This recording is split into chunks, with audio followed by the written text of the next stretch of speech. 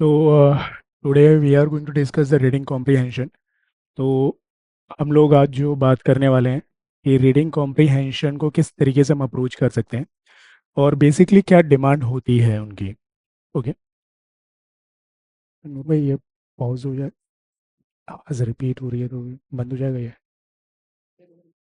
आवाज़ रिपीट हो रही है ना। अच्छा अच्छा। तो हम लोग आज जो डिस्कस करने वाले हैं बेसिकली हम लोग जो डिमांड होती है आरसी की उसको डिस्कस करेंगे। फिर जो रिसेंटली हम लोग जो ट्रेंड देख रहे हैं, जो हमारी अप्रोच है सी सेट को लेके, उसके बारे में डिस्कस करेंगे। देन सर्टेन जो की टर्म्स होते हैं हमारे, जो बेसिकली जो डिफरेंस क्रिएट कर रहे हैं। वरना हम लोग क्या सोच रहे हैं कि आरसी मतलब एक पैसेज आया और उसको कंक्लूड करके हमें आंसर ढूंढ फाइंड आउट करना है। तो वो चीज़ नहीं है इसमें। हमें कुछ कीवर्ड्स को अगर हम थोड़ा ध्यान देंगे तो अप्रोच चेंज हो जाती है। ठीक है, तो उन कीवर्ड्स को थोड़ा देखेंगे। देन हमारी क्या अप्रोच होनी चाहिए क्वेश्चन को, जब हम पैसेज को देख रहे हैं क्या हम स्टेप बाय स्टेप मैनर में जा सकते हैं जिससे we have an higher probabilities of on achieving the option correct options. क्योंकि सी सेट में अगर आप देखो, टफनेस पैसेज नहीं क्रिएट करता है। टफनेस क्रिएट करता है जब ऑप्शन बहुत नजदीक हो जाते हैं, ए और बी दोनों सिमिलर लग रहे हैं, तब हमें लगता है यार ये पैसेज टफ है। अगर ऑप्शन बहुत दूर दूर है फिर तो बहुत आसान है पैसेज। ठीक है, तो वो चीज़ कैसे हम लोग अप्रोच करें थोड़ा सा साइंटिफिकली तरीके से, वो हम डिस्कस करेंगे। एंड देन कुछ क्वेश्चंस पेपर हम जो 23 का वो डिस्कस करेंगे, कुछ पैसेजेस को किस तरीके से हम उसको अप्रोच कर सकते हैं। ठीक है, तो लेट्स स्टार्ट।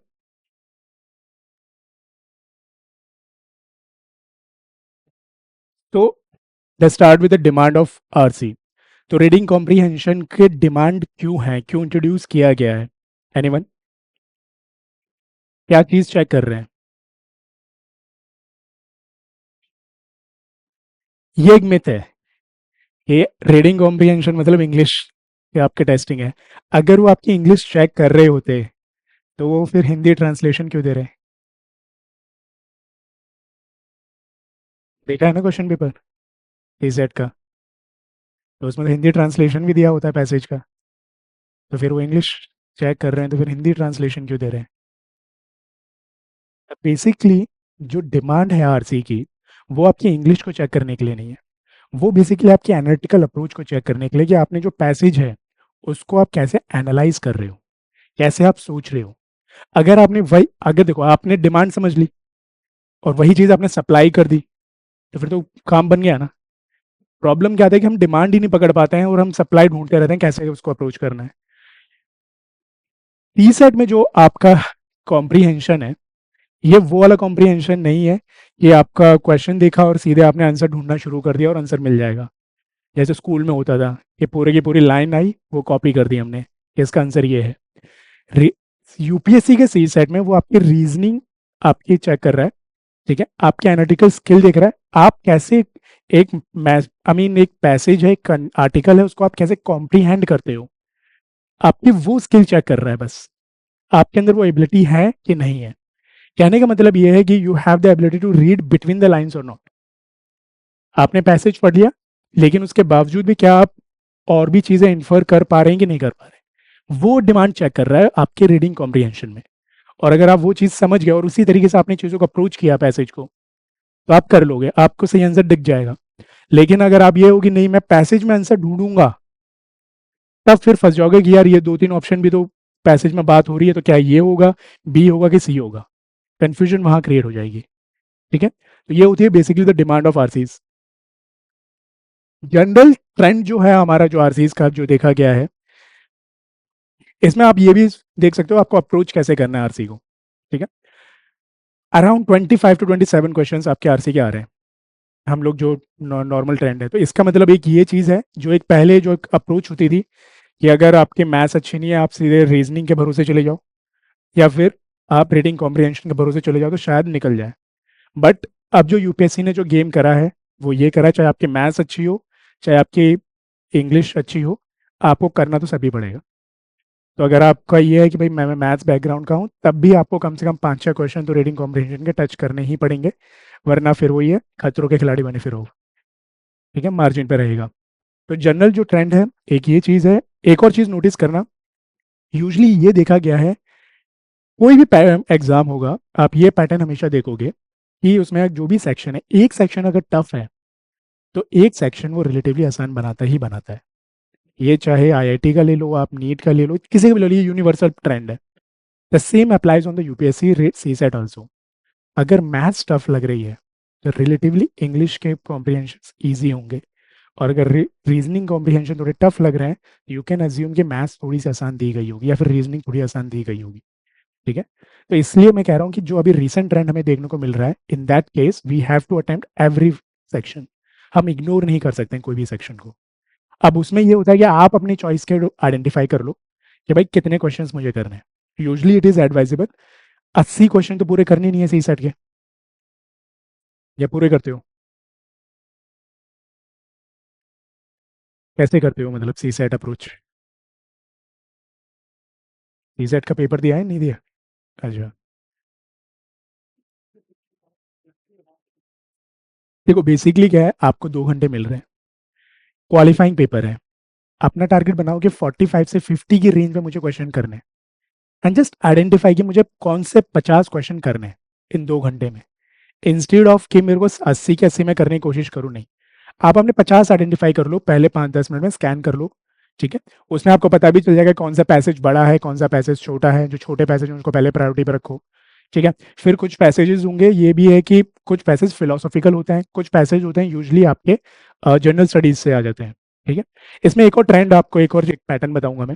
ठीक है, अ, तो बेसिकली कहने का मतलब ये है कि आपको पहले 5-10 मिनट में अगर आपने क्वेश्चन आइडेंटिफाई कर लिए कि यार ये 50 क्वेश्चन मुझे 2 घंटे में करने हैं, तो then you are cool enough ना कि 50 क्वेश्चन ही करने हैं मुझे 2 घंटे में, ना कि 80 क्वेश्चन करने हैं।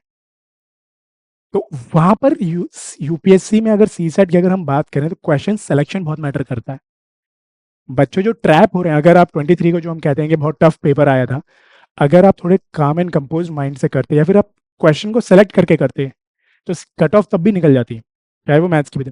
प्रॉब्लम ये हुई कि हम ट्रैप हो गए क्योंकि हम सारे क्वेश्चन को एक साथ करने लगे, और एक में फंस गए तो फिर ये होता है यार इतना टाइम इन्वेस्ट करा है तो इसको सॉल्व करते ही हैं, और फिर वो होता है वो लेंदी होता चला गया था। ठीक है, तो इसलिए हमें जो कोशिश करनी है वो ये करनी है कि अपने पहले 50 क्वेश्चन आइडेंटिफाई कर ले। अब 50 में से 45 के करीब तक अगर आप पहुंच रहे हो वेल, तो ये आपको एक सेफ जोन में लेके चला है। ठीक है, वहां पर हमें एक्यूरेसी पे काम करना है कि भाई कम से कम हमारे, वहां पर हमारे कम से कम हमारे क्या हो कि एक्यूरेट हो जाए। ठीक है, वो चीज रहेगी। दूसरी चीज जो मैं बता रहा था, आरसी में एक और जो चीज देखी गई है, आप कभी भी देखोगे आरसी जो है वो थोड़ा यूनिक है यूपीएससी का। हर एग्जाम्स में इस टाइप से सवाल नहीं बनाए जाते हैं। तो कहने का मतलब ये है कि यहाँ पर हमारे पास एक एडवांटेज है कि यूपीएससी के लिए भी ये डोमेन नहीं है। यूपीएससी के पास भी कोई पुराना क्वेश्चन बैंक नहीं बैठा हुआ, जैसे जीएस में उसके पास पुराना ही क्वेश्चन बैंक है, वहां से सवाल उठाता है, रिपीट करता है, कुछ भी करता है। सी सेट में वो केस नहीं है उसके पास, उसको बैठ के सवाल बनाने पड़ रहे हैं। तो जहां पर बात आती है कि सवाल बनाने पड़ रहे हैं, सवाल बना इंसान रहे हैं, तो जो इंसान की सोचने की क्षमता है, एक कॉमन थिंकिंग है, वही कॉमन थिंकिंग हमारी यूपीएससी की भी होगी। समझ पा रहे हो जो मैं चीज कहना चाह रहा हूँ? तो यानी कि जब सवाल बनाते टाइम टाइम जो गलतियां एक इंसान कर सकता है, वो गलतियां यूपीएससी भी कर सकता है, और वही चीज अगर हमने पकड़ ली तो हमारे पास एक एडवांटेज मिल जाती है। ठीक है, तो कहने का मतलब ये है कि यूपीएससी आरसीज को कहीं ना कहीं से तो उठाएगा, वो पैसेज को। यूजली आप देखोगे वो पैसेज कहाँ से उठ रहे हैं, वो उठेंगे आपके या तो न्यूज़पेपर के आर्टिकल से, या फिर किसी मैगजीन से। ठीक है, या फिर किसी फेमस बुक से, वहां से वो चीजें उठेंगी। ठीक है, अब वो जो चीज उठ रही हैं तो उनका भी कोई ना कोई सब्जेक्ट मैटर होगा, किसी सब्जेक्ट पे टॉपिक पे वो आर्टिकल लिखा गया होगा। अब आप जीएस में इतना कुछ आप पढ़ चुके होते हो कि आपको ऑलमोस्ट हर जीएस के टॉपिक्स का आपको आइडेंटिफाई हो जाता है।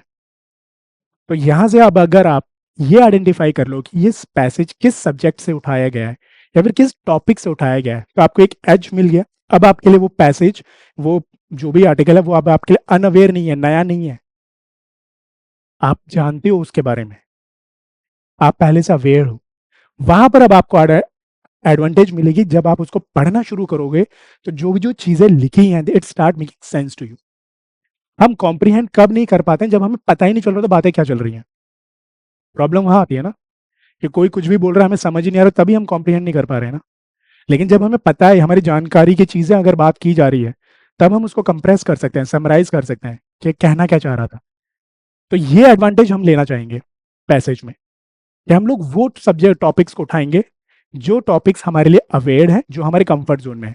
टॉपिक्स क्या हो सकते हैं? पॉलिटी का कोई होगा, पॉलिटी में क्या आ जाएगा, कोई गवर्नर का इशू उठा लेगा, ठीक है, या फेडरल स्ट्रक्चर का कोई इशू उठा लेगा, इन्वायरमेंट का कुछ उठा लेगा, एग्रीकल्चर का, इकोनॉमिक्स का कुछ उठा लेगा।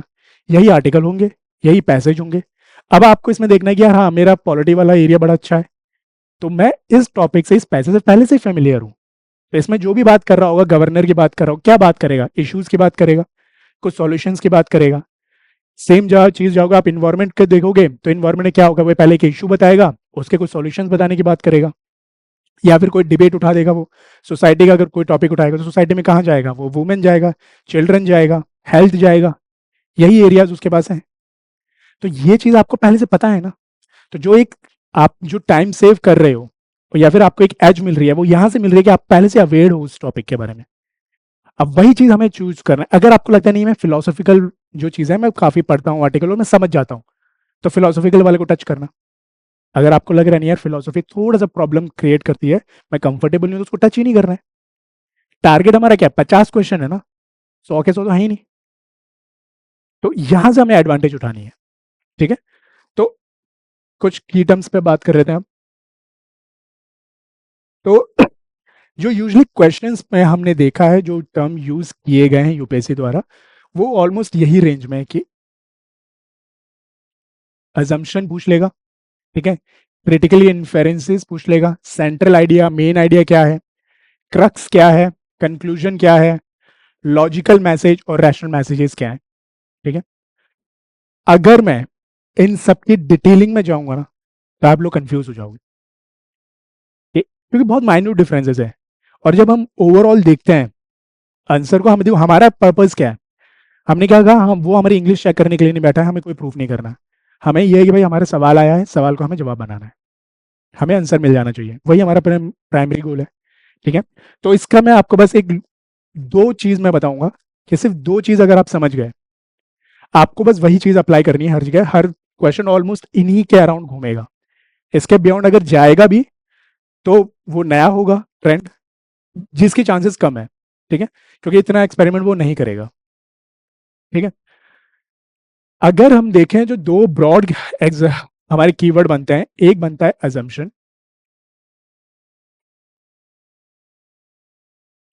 और दूसरी कैटेगरी बनती है हमारी इन्फेरेंसेस या फिर कंक्लूजन, ठीक है। Logical message, crux, central ideas, conclusion, inference, ये सब इस वाली कैटेगरी में आते हैं। और एक कैटेगरी आपकी बनती है एजम्पशन की। बस ये दो कैटेगरी समझ लो। अगर ये दो चीज समझ गए, ठीक है, ज्यादातर जो आपको प्रॉब्लम आएगी वो यहां पर आएगी एजम्पशन वाले में। तो यहां पर अप्रोच चेंज हो रही है हमारी, ठीक है। अब अप्रोच कैसे चेंज हो रही है, एक बार आपको समझाता हूं। देखो,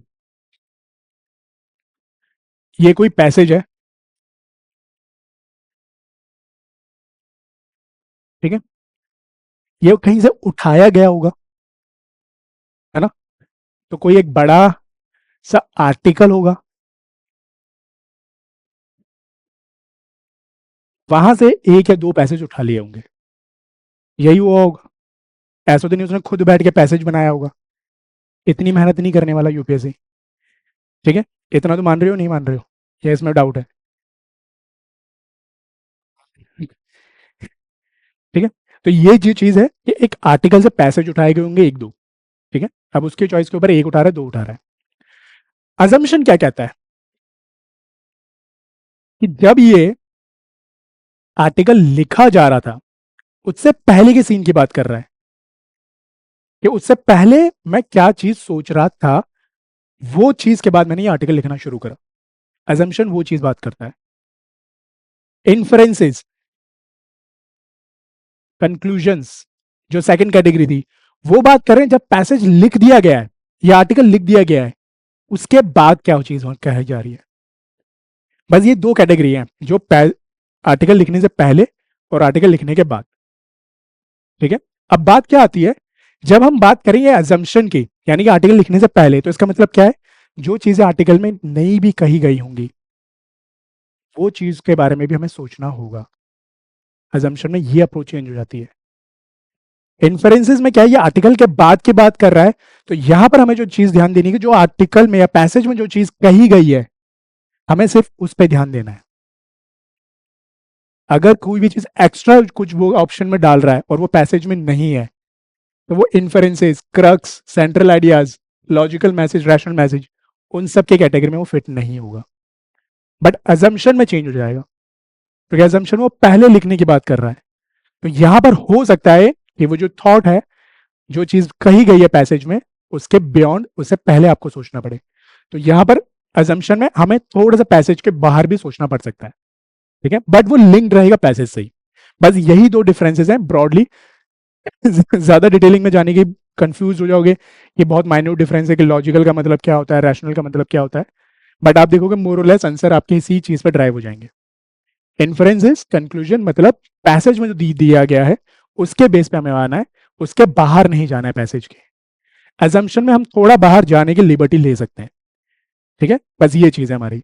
यहां तो कोई डाउट, कोई कंफ्यूजन? आगे बढ़े।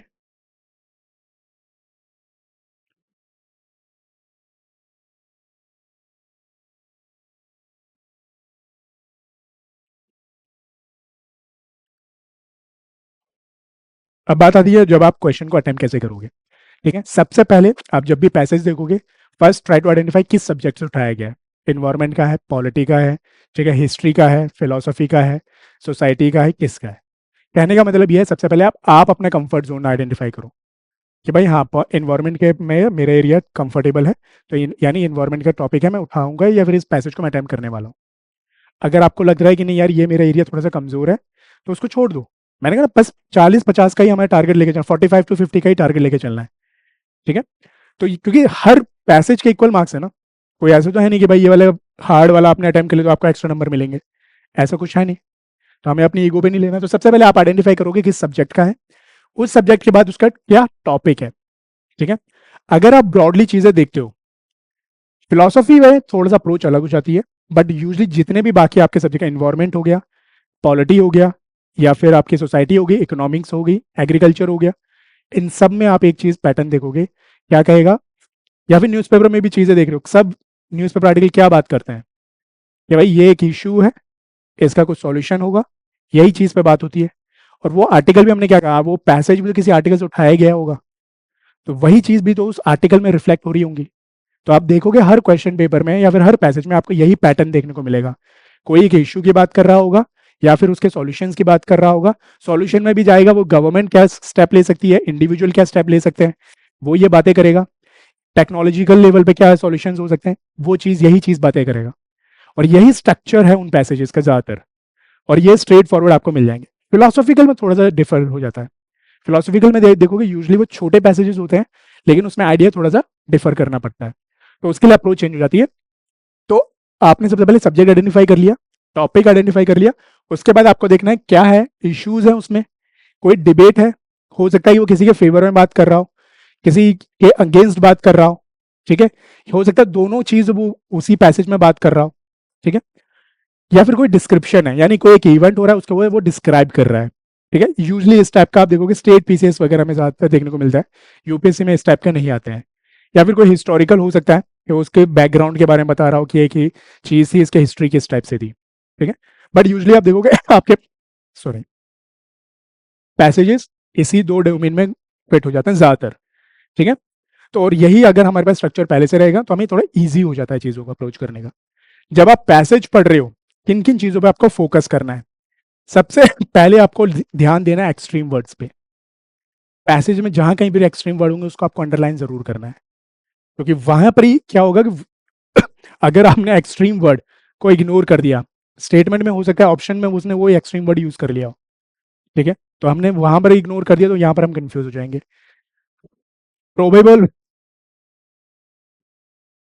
पॉसिबिलिटीज या प्रोबेबिलिटीज की अगर कोई बात करता है, जैसे आपके can, should, might be, in keywords को थोड़ा सा ध्यान देना है। कहने का मतलब ये है कि ये हमें बता रहे हैं कि हमारे पास और भी ऑप्शंस हैं, क्योंकि वो ऑप्शन में इस टाइप की चीजें क्रिएट कर देगा कि सिर्फ टेक्नोलॉजी से ही ये चीज सॉल्व हो सकती है, बट उसने कहा है कि नहीं, टेक्नोलॉजी कैन बी। तो इसका मतलब क्या है, एक ऑप्शन है टेक्नोलॉजी के अलावा भी, या टेक्नोलॉजी भी कर सकती है उसको सॉल्व। तो ये उधर रीडिंग बिटवीन द लाइंस, और यहीं पर अगर हम लोग, जो मैंने चीज कहा, अगर आप फोकस कर लोगे कि भाई ये कीवर्ड्स उसमें पैसेज में बात कर रहा है, तो हम उस चीज को इन्फर कर पाएंगे।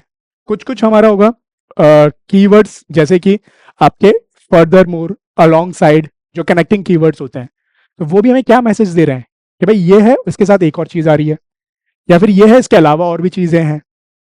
ठीक है, वो हमें पता चलता है। कुछ डेटाज को भी आप अंडरलाइन कर सकते हो, हालांकि इसके रिक्वायरमेंट इतनी नहीं पड़ेगी।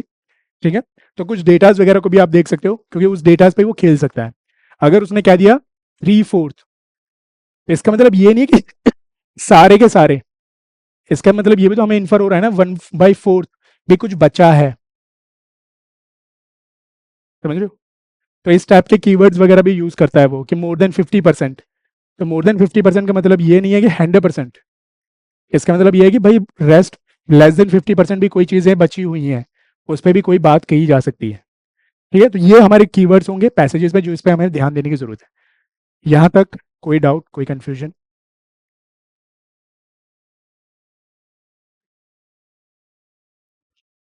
एक अप्रोच, एक कंफ्यूजन होती है, क्वेश्चन से पैसेज पे जाए या पैसेज से क्वेश्चन की तरफ जाए। है किसी को डाउट या नहीं? क्या करते हो? पैसेज से क्वेश्चन जाते हो? ठीक है, देखो इंडिविजुअल चॉइस है, जिसमें आप कंफर्टेबल हो। आपको पैसेज से क्वेश्चन पे जाना, वो जा सकते हो। मैं एक चीज कहूंगा, क्वेश्चन से पैसेज जाना, ऑप्शन से पैसेज मत जाना, क्योंकि ऑप्शन दिए होंगे ना ABCD। क्वेश्चन होगा कि which of the following are the assumption of this. ठीक है, प्रॉब्लम क्या है कि जब आप ऑप्शन पढ़ के फिर पैसेज पे जाओगे, तो आप एक बायसनेस क्रिएट कर लोगे, वहां पर फिर प्रॉब्लम आ जाएगी, क्योंकि फिर आप उस कीवर्ड को ढूंढने की कोशिश करोगे। मैंने कहा कीवर्ड ढूंढना नहीं है हमें यहाँ पर, ये डिफर है यूपीएससी के सीसेट और नॉर्मल कॉम्प्रिहेंशन में, जो स्कूल के कॉम्प्रिहेंशन होते हैं, उसमें हम इंफॉर्मेशन को ढूंढ रहे होते हैं कि ये सवाल था, इसका आंसर कहाँ किस लाइन में लिखा हुआ है। यहाँ पर हमें इन्फर करना है, पूरा पैसेज पढ़ के हमें डिड्यूस करना है कि क्या क्या रहा है वो। तो अगर आप ऑप्शन पढ़ के जाओगे, तब आप फिर आप दो चार बायसनेस लेके चले जाओगे, फिर आप क्लैरिटी के साथ नहीं पढ़ पाओगे। तो क्वेश्चन पढ़ लो कि हाँ अजम्पशन पूछ रहा है, तो मुझे थोड़ा सा बियॉन्ड जा सकता हूँ। कंक्लूजन पूछ रहा है, सिर्फ मुझे पैसेज पे रिस्ट्रिक्ट रहना है, मुझे इधर उधर नहीं जाना है। ठीक है, या फिर बेस्ट है पैसेज से क्वेश्चन की तरफ आ जाओ। ठीक है, तो ये तो आपकी होगी थ्योरी। अब क्वेश्चन पेपर करेंगे, यहां तक कोई किसी को कुछ पूछना है, कुछ डाउट?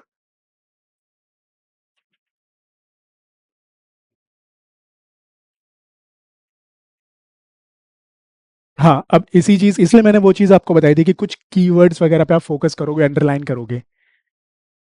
अभी वही चीज मैं बताऊंगा कि किस तरीके से आपको क्वेश्चन वो उसको अटेम्प्ट करना है।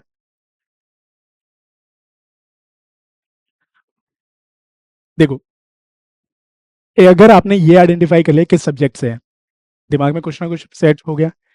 सेकंड आपने आइडेंटिफाई कर लिया, अच्छा एग्रीकल्चर से इकोनॉमी, इकोनॉमी के एग्रीकल्चर में बात कर रहा है, एग्रीकल्चर में भी किस में बात कर रहा है, इरिगेशन में बात कर रहा है।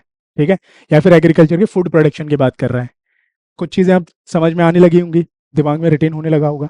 ठीक है, उसके बाद जब आप पढ़ोगे, तो कुछ कुछ चीजें ना वहां लिखते रहो या अंडरलाइन करते रहो। इसलिए मैं कह रहा था जब आप पैसेज पढ़ रहे हो, तो किन किन चीजों पे आपको फोकस करना है, ये बहुत जरूरी है। आपको आइडेंटिफाई करना पड़ेगा, अच्छा यहाँ पर ये सॉल्यूशंस की बात करने लगा है, अच्छा यहाँ पर ये बेनिफिट्स की बात करने लगा है, अच्छा ये यहाँ पर कुछ कॉज की बात कर रहा है। जो मैंने आपको स्ट्रक्चर बताया था, आर्टिकल उसी चीज में ही होगा, उसी ढांचे में ही बना होगा। हर इंसान के लिखने का एक तरीका होता है ना, एक स्ट्रक्चर तरीके से लिखा जाता है। देखो कहने का मतलब ये है, मैंने जो चीज़ आपको सबसे पहले कहा, जो पैसेज उठाया गया है वो किसी आर्टिकल से उठाया गया है। वो आर्टिकल लिख रहा है कोई न्यूज़पेपर में, मैगजीन में, कहने का मतलब है कोई पढ़ा लिखा आदमी आर्टिकल लिख रहा है। ठीक है, तो जो पढ़ा लिखा आदमी आर्टिकल लिख रहा है, तो कुछ स्ट्रक्चर होगा उसके दिमाग में, तब वो उस तरीके से लिख रहा होगा। हमारी तरह तो नहीं लिख रहा होगा, स्कूल के बच्चे की तरह कि जो मन में आया लिख दे चला गया। तो यानी जो स्ट्रक्चर उसके दिमाग में होगा, यूजली क्या स्ट्रक्चर होंगे?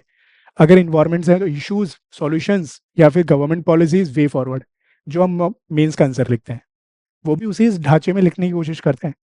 आप यूजली आप देखो कई, या तो होगा उसको एलोबरेट कर देंगे, कोई एक ही डायमेंशन लेंगे उसको एलोबरेट करना शुरू कर देंगे, उसमें भी वही चीजें होंगी।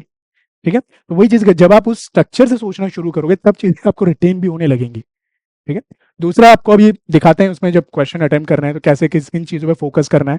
क्या आप एक नॉर्मल, या तो आप एक काम कर सकते हो, फ्लो चार्ट आप साइड में अगर बनाने की आपकी आदत है तो it works on individual individual.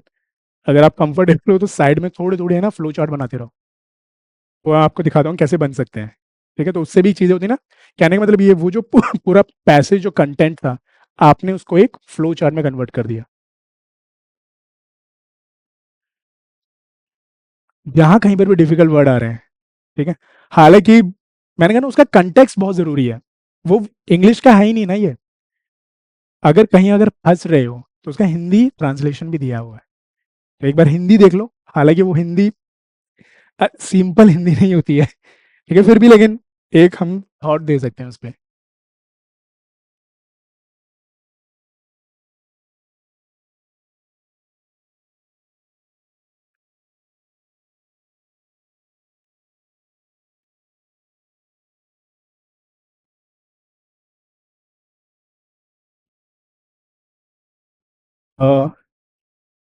Is it visible, readable to everyone? आपको दिख रहा है ना क्लियरली? सॉरी। तो पहले वाले पैसे से शुरू करते हैं, ठीक है। We often hear about the conflicts among the different states in India over a river water. अब ये बताओ, ये पढ़ा है जीएस में कहीं? हुँ? किस टॉपिक से?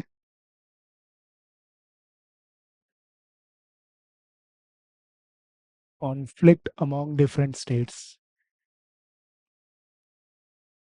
बोलो बोलो। Inter state water dispute main है, तो पहली लाइन से ही आपको पता चल गया कि ये वाटर, इंटर वाटर डिस्ट्रीब्यूशन या फिर इंटर स्टेट वाटर डिस्प्यूट से कुछ लग रहा है मुझे। आई एम नॉट श्योर, अभी मैंने पूरा नहीं पढ़ा है, बट मेरे दिमाग में कुछ आ गया ना कि हाँ, एक इंटर स्टेट वाटर डिस्प्यूट का एक आर्टिकल है। ठीक है, ये मेरा एक कीवर्ड बन गया। Of the 20 major river system 14 are already water straight, 75% of the population lives in water stressed. ठीक है, मैंने जो कहा था कि डेटा को अंडरलाइन कर लेना, क्योंकि थोड़ा कभी कभी होता है जैसे 14 लिख दिया, तो हमें ये पता है कि 14 वाटर स्ट्रेस्ड है, ना कि सारी की सारी। ठीक है, 75% population live in water stressed region, इसका मतलब 25% अभी नॉर्मल वाटर वाली एरिया में रह रही है। तो वही चीज मैं कर रहा हूँ, ये प्रोबेबल एरियाज हैं। वो स्टेटमेंट क्या कर सकते हैं, एक्सट्रीम बना सकता है ऑप्शन को। अब आप क्या करोगे, आप पूरा एक साथ पढ़ते चले जाओगे, तो वहां पर हायर वाटर स्ट्रेस की बात कर रहा था, हो सकता है सब चीज कह रहा हूँ। ठीक है, तो इसलिए डेटा को थोड़ा सा ध्यान दे सकते हैं हम लोग। ठीक है, तो ये हो गया water, inter water state dispute की बात कर रहा है, उसमें ये बता रहा है कि वाटर स्ट्रेस एक इशू है। ठीक है, climate change, the demand of rising population and need for the agriculture to the keep pace and increased rate of urbanization and industrialization will exacerbate the water stress। यहां पर क्या आपको पता चला, क्या ये बात कर रहा है?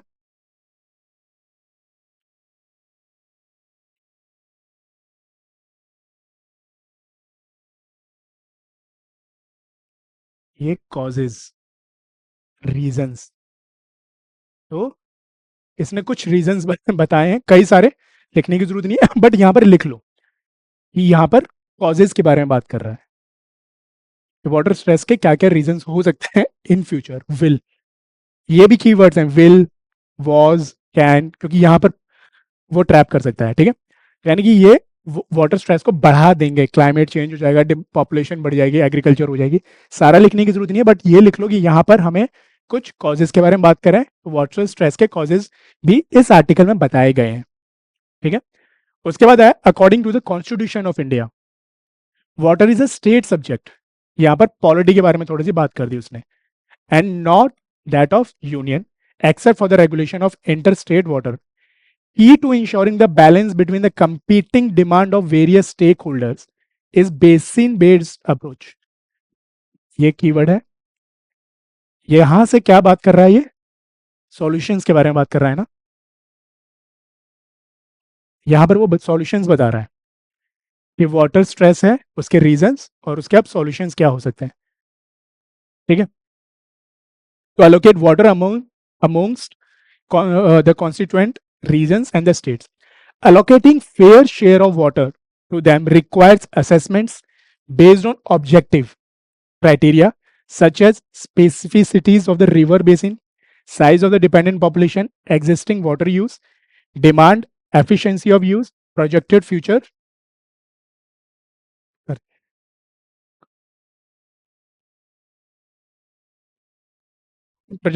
uses while ensuring the environment needs of the river and aquifer. यहां से सॉल्यूशंस बता रहा है, सॉल्यूशन बता रहा है बेसिन बेस्ड अप्रोच हम कर सकते हैं किसको, inter state water dispute address करने के लिए। ठीक है, मैंने ये चीज क्यों लिखी थी, क्योंकि शुरुआत यहां से हुई है, वाटर स्ट्रेस उसके नीचे आया है। ठीक है, फाइनल जो हम सॉल्यूशन दे रहे हैं वो हम इंटर स्टेट वाटर डिस्प्यूट के ही सॉल्यूशन दे रहे हैं।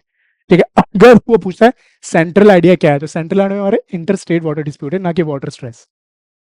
ठीक है, यहां पर उसने क्या बताया है, fair share of water to them requires assessment based on, यानी कि इसका भी कुछ क्राइटेरियाज वो बता रहा है कि क्या क्राइटेरिया हम लोग रखें ये जो डिस्ट्रीब्यूशन है इसको इंप्लीमेंट करने के लिए।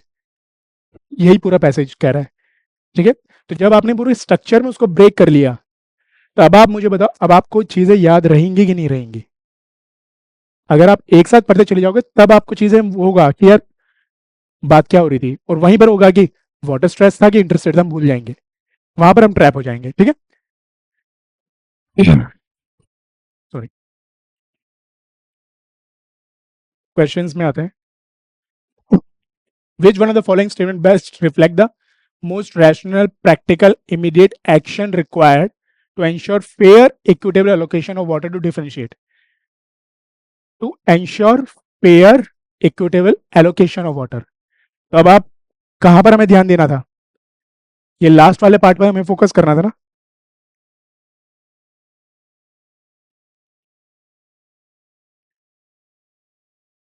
सवाल यहां से उठ रहा था कि एलोकेशन के पे क्या चीजें हमारी करनी है, क्या क्राइटेरिया हमने आइडेंटिफाई करें। सवाल भी उसने यही पूछा है, immediate action required to ensure fair, equitable allocation. A national pragmatic legal policy framework for the water allocation should be made. ठीक है, एक बन रहा है अभी, सारे पढ़ लेते हैं ऑप्शन। ठीक है, तो ये लग रहा है कि हाँ इसने कुछ कहा था, कुछ क्राइटेरियाज हम लोग बनाएंगे। ठीक है, कि बेस्ड ऑन पॉपुलेशन के डेंसिटी कितनी है, वाटर यूज डिमांड कितनी है, एफिशिएंसी क्या है, यानी एक तरीके फ्रेमवर्क की बात कर रहा है हमारे। All rivers systems of the country should be linked and huge aquifers should be created. अब मुझे बताओ, all rivers एक्सट्रीम है, ह्यूज एक्यूफायर्स के बारे में कहीं बात करी है, नहीं बात करी गई है। इसलिए मैं कह रहा था अजम्पशन में हम पैसेज के बियॉन्ड जा सकते हैं, है? while ensuring the environmental needs of rivers and aquifers. ठीक है, चलो, बट ऑल रिवर्स एक एक्सट्रीम है। ठीक है, और दूसरी बात यह है कि हाँ एक और चीज है ना, एक्यूफायर एक छोटा सा कंपोनेंट है, मेजर सेंट्रल थीम नहीं है। कई बार आप देखोगे कि होगा कि ये कीवर्ड भी आपको मिल जाएगा, लेकिन वो सेंट्रल थीम नहीं है, वो एक छोटा सा एक पार्ट है। ठीक है, तो दूसरी चीज, हाँ जो मैं चीज कह रहा था, देखो पैसेज वो बना रहा है, सॉरी आर्टिकल वो उठा रहा है और ये टाइप क्वेश्चन वो बना रहा है। तो जब वो बना रहा है तो वो ऑप्शन तो एक है ना करेक्ट, बाकी तीन उसको गलत ऑप्शन बनाने पड़ रहे हैं। तो यही चीज मैं कह रहा था कि गलत ऑप्शन बनाना उसके लिए अब एडिशनल टास्क है। तो जो गलती गलत सवाल बनाने में वो कर सकता है, अगर वो हमें पता है तो हम वहां से भी हम कैस कर पाएंगे। तो एक जो आपने जीएस में देखो एक्सट्रीम वर्ड्स वगैरह, तो वो यहाँ पर भी लगाया जा सकता है। इसलिए कुछ लोग कहते हैं कि आप एक्सट्रीम वर्ड्स वगैरह के बेस पर भी आप एलिमिनेट कर सकते हो ऑप्शंस। क्यों? क्योंकि ये हमें पता है कि ये ऑप्शंस बनाए गए हैं, ये कहीं से उसने बैठ के रिसर्च करके नहीं बना, वो ढूंढे नहीं होंगे, या फिर किसी आर्टिकल ने, या फिर जिस आर्टिकल ने ये उठाए, जिस आर्टिकल से पैसेज उठाया उसने थोड़ी ना ये बनाए होंगे ऑप्शन, ये तो यूपीएससी बना रहा है ना ऑप्शंस। तो हम यहाँ पर उम्मीद कर सकते हैं कि हाँ यूपीएससी यहाँ पर कुछ खेल हमारी गड़बड़ करने की कोशिश करेगा, और वही चीज अगर हम पकड़ लेते हैं तो वहां पर हमें एडवांटेज मिल जाती है, जो हम कंफ्यूज हो जाते हैं। इसलिए यहाँ पर एक्सट्रीम वर्ड्स वाली जो अप्रोच है वो लग जाती है। कि all is a very extreme word, कि सारी रिवर्स को अगर हम कनेक्ट कर देंगे तो वो कोई भी आर्टिकल सेंसिबल पर्सन नहीं कहेगा। ये भी हमारे पास आ गया।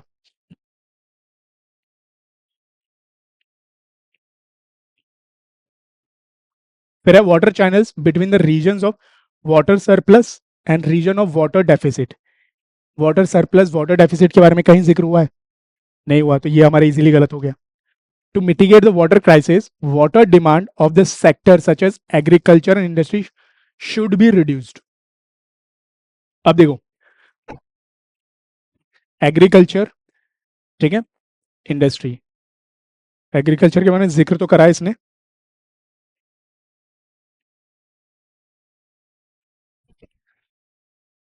इसने ये बताया था climate change, demand for rising need for agriculture keep the pace, industrialisation will exacerbate the water stress. ये वाटर स्ट्रेस के बारे में बात कर रहा था। जब इसने सॉल्यूशन की बात करी तो वहां पर इसने इन सब के बारे में जिक्र करा, जब ये बता रहे क्या क्या क्राइटेरियाज हैं। उस टाइम तो ये एग्रीकल्चर और अर्बनाइजेशन को नहीं लाया ना, तो वहां से हम ये उम्मीद कर सकते हैं कि नहीं। दूसरी बात, अगर मैं लॉजिकली जाऊं, एग्रीकल्चर को हम लोग रिड्यूस करेंगे वाटर डिमांड, या फिर इंडस्ट्री को करेंगे, तो एक नेगेटिव स्टेटमेंट भी हमारा बन जाता है। ठीक है, एक और चीज, हाँ, अगर कहीं ऑप्शन में कंफ्यूज हो जाती हो तो अगेन एज आई सेड कि वो ज़्यादातर ब्रॉडर जो होता है, बड़े जो ऑब्जेक्टिव्स होंगे वो यूजली हमारे करेक्ट ऑप्शंस होते हैं। क्यों? क्योंकि वो भी, और जो जीएस वाली अप्रोच है वो यहाँ पर भी कभी कभी लग जाती है, क्योंकि वो ऑप्शन जो, कहने का मतलब ये है कि जो ऑप्शन यहाँ पर क्रिएट कर रहा है, जीएस में भी तो उसी माइंडसेट के साथ वो क्रिएट कर रहा है ना ऑप्शन, तो दोनों की थिंकिंग सेम प्रोसेस पे है। तो जो हम जीएस में लगाते हैं कि जो ब्रॉडर टर्म है वो यूजली करेक्ट होते हैं, जहाँ पर वो नैरो डाउन हो जाता है, बहुत ही स्पेसिफिक चला जाता है, वो यूजली गलत हो जाते हैं। तो यहाँ पर भी वो अप्रोच इसलिए लग जाती है क्योंकि उस यहाँ पर भी वो ऑप्शन बना रहा है। ठीक है, तो अगर आप देखो तो इस हिसाब से आपका आंसर क्या आ रहा है? एक most rational practical for fair and equitable के लिए कि एक नेशनल फ्रेमवर्क प्रैग्मेटिक होना चाहिए। ठीक है, और दूसरी बात ये होती है कि एक और चीज ध्यान देना, अगर कहीं कंफ्यूज हो जाती हो, बेस्ट रिफ्लेक्ट, तो कहने का मतलब है, जब भी बेस्ट आएगा या फिर आपको जो मोस्ट अप्रोप्रिएट है उसमें हमेशा ब्रॉडर वाला ऑप्शन सेलेक्ट करना, नैरो डाउन मत करना। जैसे एग्रीकल्चर इंडस्ट्री नैरो डाउन करने की कोशिश कर रहा है, अगर बाय चांस, हालांकि यहाँ पर उसने बहुत क्लियरली बताया है, यहाँ पर उसने कोई क्राइटेरिया नहीं लिया, इन केस अगर वो बताता भी, तो यहाँ पर ए और डी में ब्रॉडर टर्म आप देखोगे कि नेशनल फ्रेमवर्क बनाना is a broader term, broader idea, then agriculture और इंडस्ट्री को रिड्यूस करना है। क्यों? क्योंकि भाई और भी तो फैक्टर्स है, इसने बताया ना, और भी जैसे राइजिंग पॉपुलेशन, ये सारी भी जो चीज इसने बताई है, सिर्फ एग्रीकल्चर इंडस्ट्री को क्यों कम करना है हमें? ठीक है, दूसरा क्वेश्चन देखते हैं।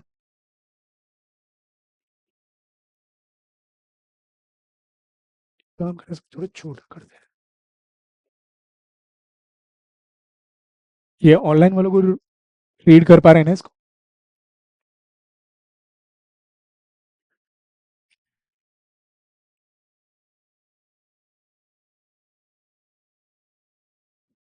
चलो, अगले पे आए होते हैं। More than half of Indian women and almost a quarter of Indian man working age suffer from anaemia.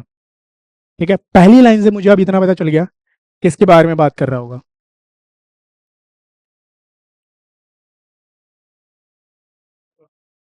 ठीक है,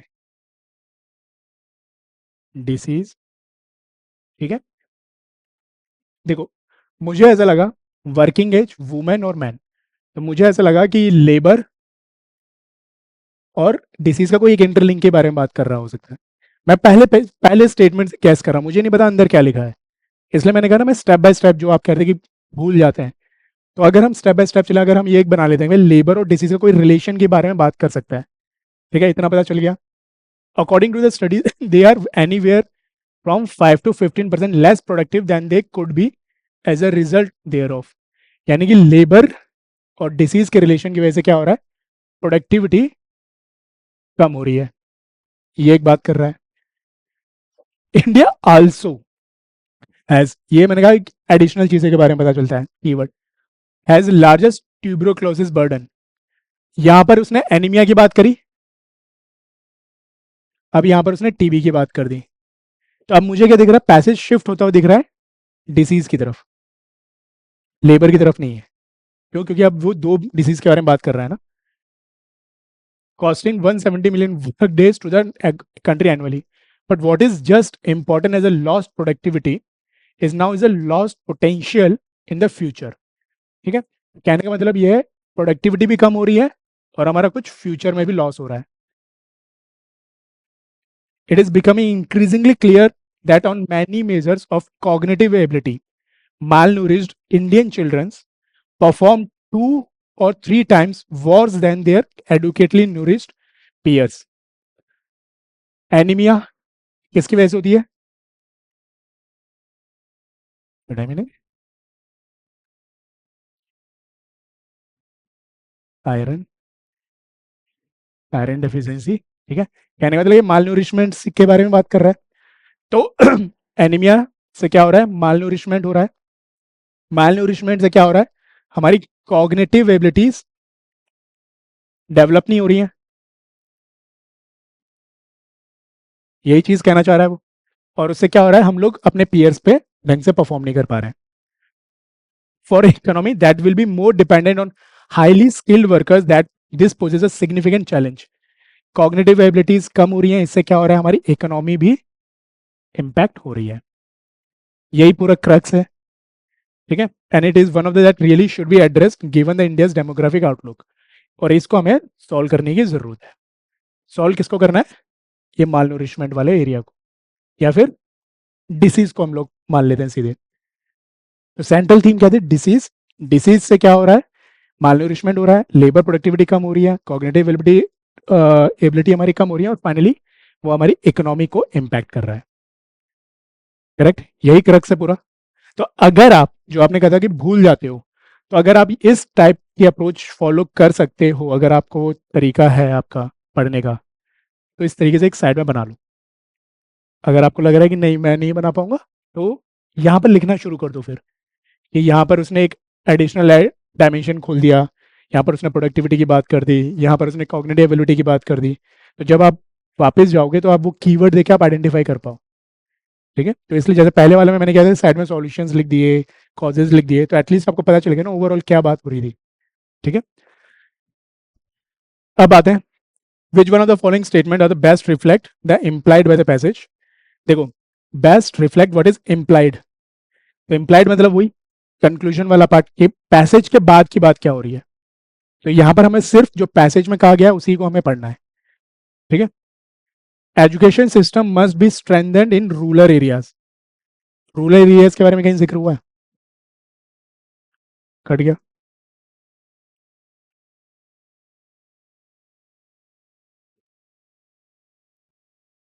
Large scale and effective implementation of skill development program is the need of the hour. अब आप बताओ, central theme कहां पर बात हो रही थी हमारी? डिसीज की बात हो रही थी. तो हम लोग एड्रेस भी उसने किसको कहा था कि माल न्यूरिशमेंट डिसीज, इसको एड्रेस करना जरूरी है.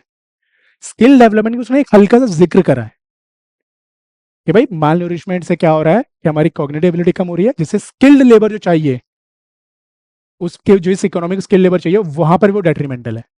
तो skill development was not a central theme. तो अगर आप वो स्ट्रक्चर बना के चलते हो, या फिर आप कीवर्ड वगैरह लेके चलते हो, तब आपको पता चलेगा कि सेंट्रल थीम चल क्या रही थी. ठीक है, तो ये तो फिर गलत हो गया. For economic development, health, nutrition of only skilled workers needs special attention. अब ये वाला एक्सट्रीम वाला आ गया, आपका आ गया कि भाई हम सिर्फ स्किल्ड के बारे में बात थोड़ी ना कर रहे हैं, हम तो नॉर्मल भी तो बात करेंगे. ठीक है, इसलिए मैंने कहा था स्टार्टिंग में जो फैक्ट था आपका कि मोर than half of the man women, भाई बाकी भी तो बात कर रहा था ना वो, लेबर के अलावा भी. ठीक है, तो ये भी आपका गलत हो गया. For rapid economic growth envisaged by us, attention should be paid to the health and nutrition of the people. Generic statement है, ब्रॉडर भी है. ठीक है, और हमारी जो थीम जिस पे काम कर रही थी उसी थीम पर भी आ रहा है. ठीक है, तो इसका डी हमारा हो जाएगा.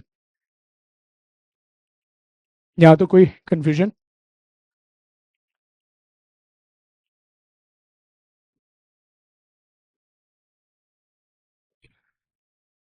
थर्ड वाला पैसेज देखते हैं.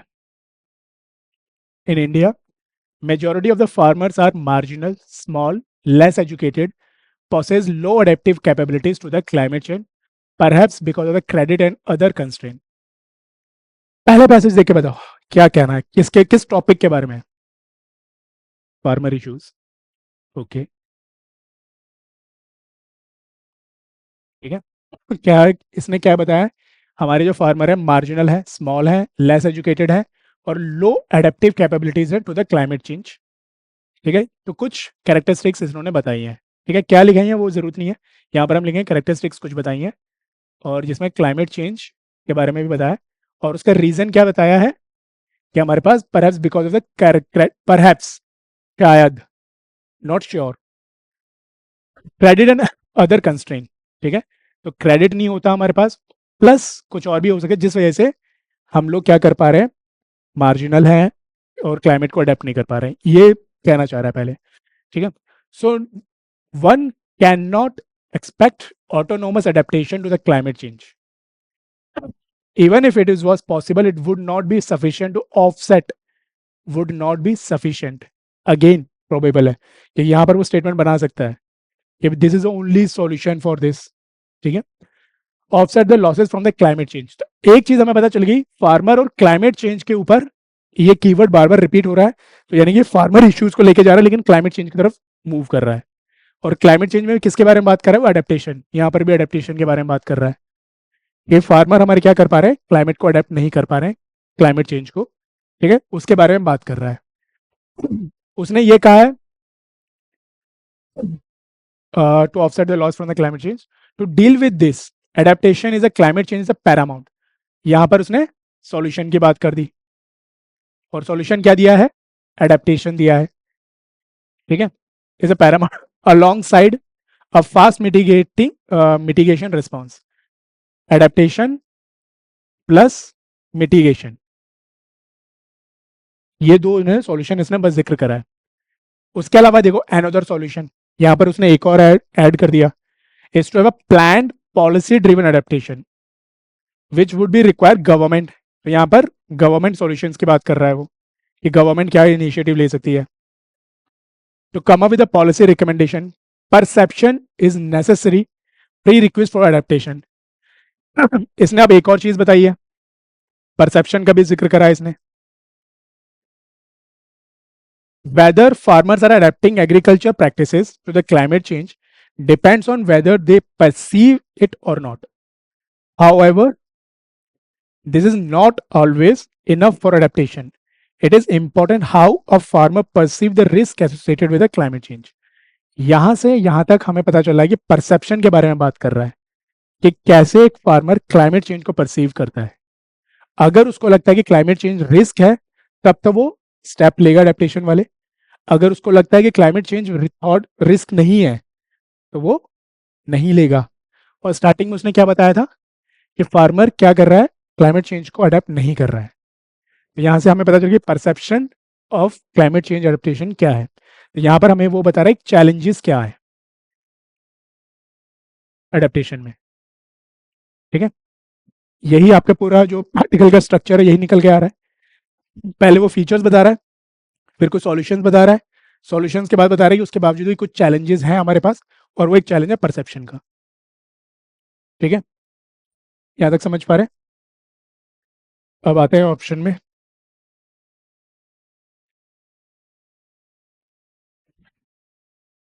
Best reflect the most logical and rational message conveyed by the author. ठीक है, again logical rational message is all passage के बाद की क्या कहानी है। तो हम लोग पैसेज में जो चीज दी गई है उसके बेस पर ही हम लोग आगे बढ़ेंगे। ठीक है, adaptation to the climate change and mitigation response are basically responsibility of the government. इसने क्या करा, अब बताए सिर्फ रिस्पॉन्सिबिलिटी ऑफ गवर्नमेंट। हमने देखा था कि उसने सॉल्यूशन की बात करी थी और बीच में कुछ गवर्नमेंट सॉल्यूशंस की भी बात करी थी। तो इसका मतलब ये है कि गवर्नमेंट के अलावा भी तो और भी तो हो सकते हैं हमारे पास। ठीक है, और अगर आप जनरल उससे जाओ कि गवर्नमेंट के अलावा प्राइवेट प्लेयर्स होते हैं, फार्मर्स खुद भी तो है, उसकी भी तो रिस्पॉन्सिबिलिटी है, तो वहां से भी आप कह सकते हो कि ये स्टेटमेंट हमें सही नहीं लग रहा है। ठीक है, climate change causes a change in government policies regarding land use pattern. अब ये लैंड यूज पैटर्न कहीं जिक्र हुआ है? पैसेज में हुआ? नहीं, तो ये वैसे कट गया। Risk perception of farmers are important for motivating them for the taking the adaptation. यहाँ पर हमें परसेप्शन के बारे में पता था कि परसेप्शन के बारे में जिक्र कर रहा है वो। ठीक है, तो ये एक हो सकता है हमारा आंसर।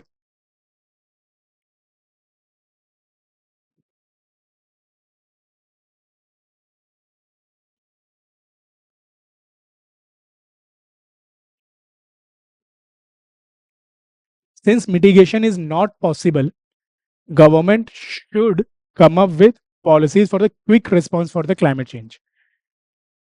यहां पर क्या कह रहा है? Mitigation is not possible. इसने मिटिगेशन के बारे में कुछ बात करी है कि पॉसिबल है कि नहीं है?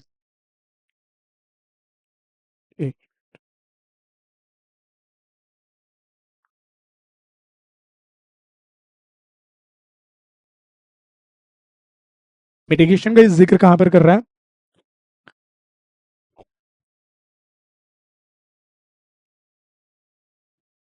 Deal with this adaptation to the climate change is a paramount alongside a fast mitigation response. इसने ये तो नहीं कहा कि मिटिगेशन पॉसिबल नहीं है।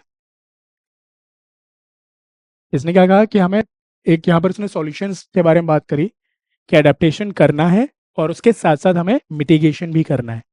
ठीक है, और उसके बाद उसने अनदर सॉल्यूशन बता दी कि गवर्नमेंट को भी एक पॉलिसी ड्रिवन एक पॉलिसी लेकर आनी चाहिए अडेप्टेशन मिटिगेशन की। ठीक है, उसके बाद उसने परसेप्शन पे बात करना शुरू कर दी। तो जो चीज मैं कह रहा था कि मिटिगेशन सिर्फ एक बार हल्का सा जिक्र हुआ है, वो सेंट्रल थीम तो था ही नहीं ना पूरे पैसेज का। पूरे पैसेज का सेंट्रल थीम क्या था? Adaptation to the climate change. और बाद में हमें देखने को मिला परसेप्शन के ऊपर उसने एक अच्छा खासा 4-5 लाइन उसने लिखी हुई है। ठीक है, तो इस हिसाब से आपका सी जो है, the risk perception of farmers are important for motivating them for the taking adapting decisions, ये हमें लॉजिकल उसमें दिख रहा है। कुछ confusion?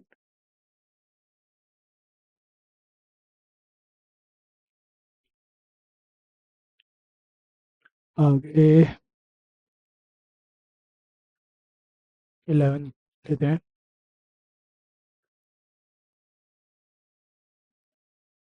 Which are the following best reflect the crucial message? Again central ideas पूछना चाह रहा होगा।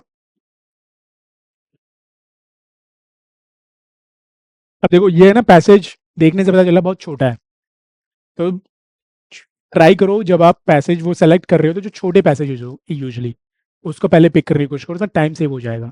ठीक है, emissions human puts into the atmosphere now will affect the climate and middle of the centuries onward. किससे, किस सब्जेक्ट से, किस टॉपिक से लग रहा है ये?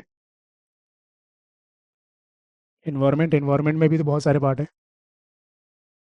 ग्रीन हाउस गैस एमिशन, ठीक है, पॉल्यूशन जो भी आप मानना चाहो। ठीक है, एमिशन लिख लेते हैं। अब ये टॉपिक आपको फेमिलियर लग गया ना? एमिशन है, आप खुद भी आप सोच सकते हो कि क्या बात कर रहा होगा एमिशंस के बारे में। कुछ और क्या कॉज हो सकते हैं एमिशंस के। ठीक है, कुछ सॉल्यूशन बता सकता है एमिशन के, किस तरीके से हम इसको रिड्यूस कर सकते हैं। कुछ हो सकता है गवर्नमेंट पॉलिसीज बता दे। ठीक है, या कुछ चैलेंजेस बता देगा। ठीक है, विल अफेक्ट द क्लाइमेट, तो कहना क्या चाह रहा है? एमिशन होगा, उससे क्या होगा? हमारा क्लाइमेट चेंज होगा, और ये जो है ह्यूमन इंड्यूस्ड है। टेक्नोलॉजिकल चेंजेस, यहाँ पर क्या सॉल्यूशंस की कुछ बात करने लगा वो। कुड मेक, अगेन कुड इसलिए मैं कह रहा हूँ क्योंकि पॉसिबिलिटीज की बात कर रहा है, इसके अलावा कुछ और भी हो सकते हैं। वो इग्नोर नहीं कर रहा है वो पॉसिबिलिटीज अपने पैसा आर्टिकल में। ठीक, make a future transition away from fossil fuels cheap और not, it might not leave the world with a terrible choices between sharply reducing emissions at the huge cost or suffering through the effects of unabated warming। एक और चीज, जब भी passage छोटे होते हैं आप नोटिस करोगे उनके स्टेटमेंट्स बहुत बड़े होते हैं, सेंटेंसेस बहुत बड़े होते हैं। जहां कहीं पर भी ये कॉमर्स वगैरह आते हैं वहां रुक जाना, क्योंकि उससे मीनिंग चेंज हो जाती है। वो दूसरी लाइन वो इसलिए तो उसने लंबा स्टेटमेंट रखा ना, ताकि आप पढ़ते पढ़ते पढ़ते आप कंफ्यूज हो पहले क्या कह रहा था। ठीक है, तो छोटे अगर चूज कर रहे हो तो उसके नेगेटिव ये है कि स्टेटमेंट बहुत कॉम्प्लिकेटेड होंगे। बड़ा यूज करोगे तो बड़ा, जैसे पिछले दो दो दिन देखे उसमें बहुत सिंपल सिंपल स्टेटमेंट्स लिखे हुए थे। ठीक है, तो यहाँ पर इसने क्या बात करी? टेक्नोलॉजिकल चैलेंज चेंज एक सॉल्यूशन हो सकता है इसका। ठीक है, हो सकता है, तो उससे क्या होगा? फॉसिल फ्यूल्स चीप हो जाएंगे, ठीक है, या नहीं होंगे। इसने एक और चीज की, leaving the world with a terrible choice between sharply reducing emission at huge cost और suffering through the effect of unabated. अगर टेक्नोलॉजी वाले ने सॉल्व कर दिया तो ठीक, नहीं सॉल्व हुआ तो क्या हो जाएगा, वर्ल्ड के पास दो ऑप्शन बचेंगे, या तो उसको शार्पली रिड्यूस करना पड़ेगा एमिशन को, या फिर वार्मिंग हो जाएगी। Businesses that do not hedge against the threat of uncertain outcomes fail. ठीक है, कहने का मतलब ये जो बिजनेस है वो अगर अपने आप को प्रिपेयर नहीं कर रहे हैं, यानी कुछ सॉल्यूशन लेके नहीं आ रहे हैं मिशन के, तो वो फेल कर जाएंगे। The world can not afford such recklessness on the climate change. ठीक है, तो वर्ल्ड इसको फेस नहीं कर सकता। तो क्रक्स क्या है, एमिशन हो रहे हैं, एमिशन का एक सॉल्यूशन बताने की कोशिश करिए इसने कि टेक्नोलॉजिकल सॉल्यूशन हो सकता है या नहीं भी हो सकता है। अगर वो नहीं होगा तो वर्ल्ड के पास सिर्फ दो चॉइस होंगी कि एमिशन को बहुत रिड्यूस करे ड्रास्टिकली, या फिर आपकी वार्मिंग को फेस करेगा। ठीक है, और उसने एक बिजनेस के बारे में एक ऐड कर दिया है कि बिजनेसेस को भी अपने आप को प्रिपेयर करना होगा, फेल वरना वो फेल हो जाएंगे। ठीक है, और मोर और लेस आपका यही आपका स्ट्रक्चर निकल के आ रहा है। ठीक है, अब देखते हैं।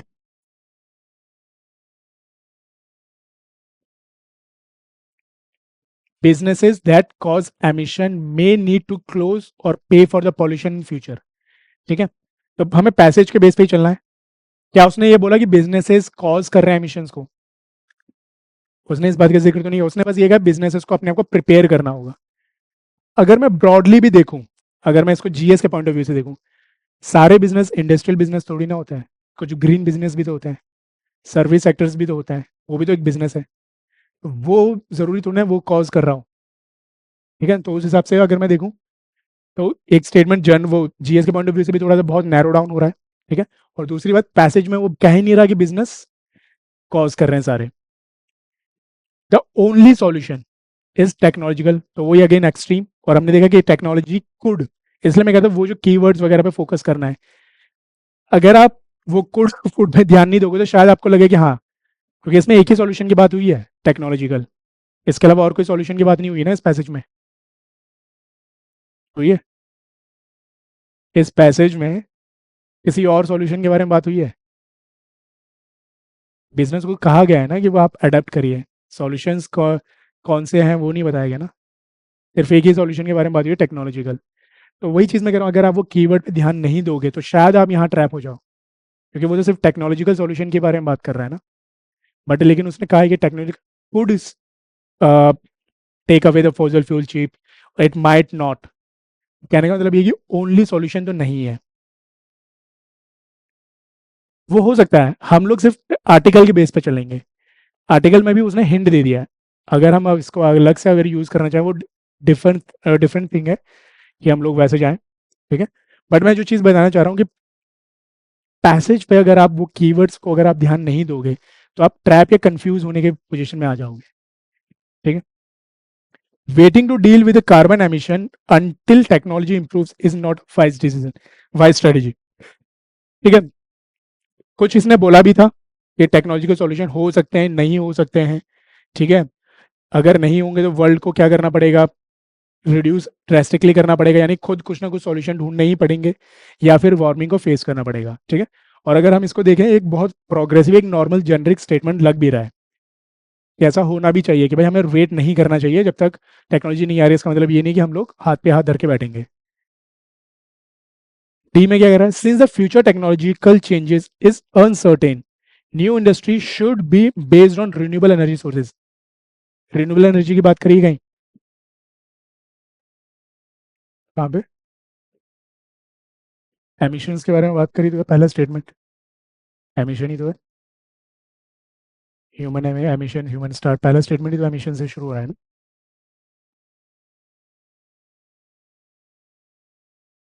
ये वाला।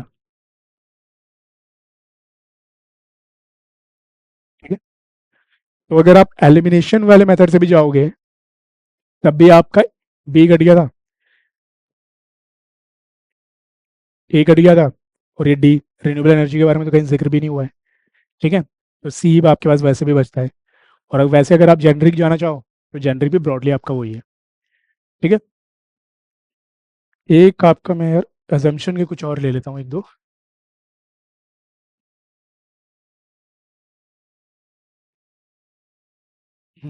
अजम्पशन पे नहीं, rational assumptions. Again, environmental problems causes health problems. क्या लग रहा है किस टॉपिक से होगा, क्या होगा कुछ?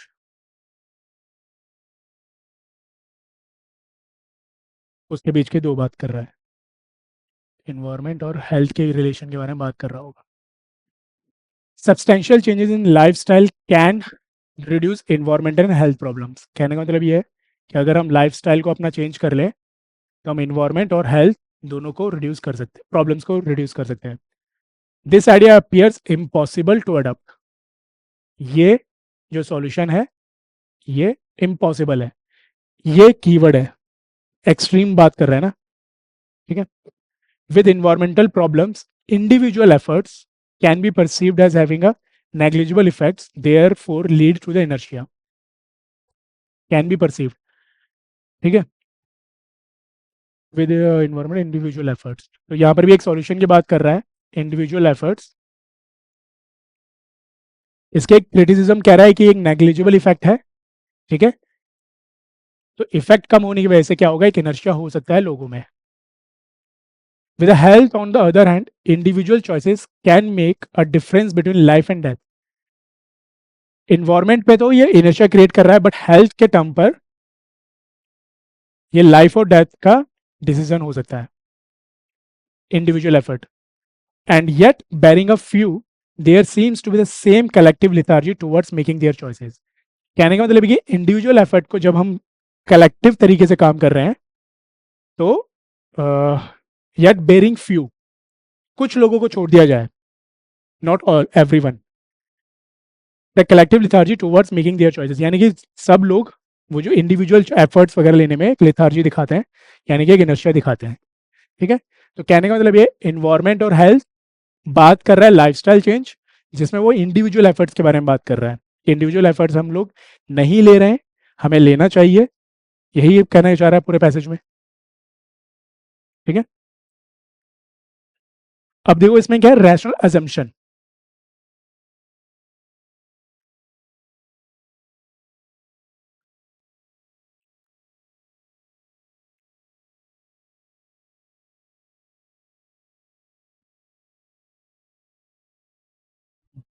अजम्पशन में हम लोग क्या बात करें, पैसेज से पहले के बारे में बात करेंगे, ठीक है।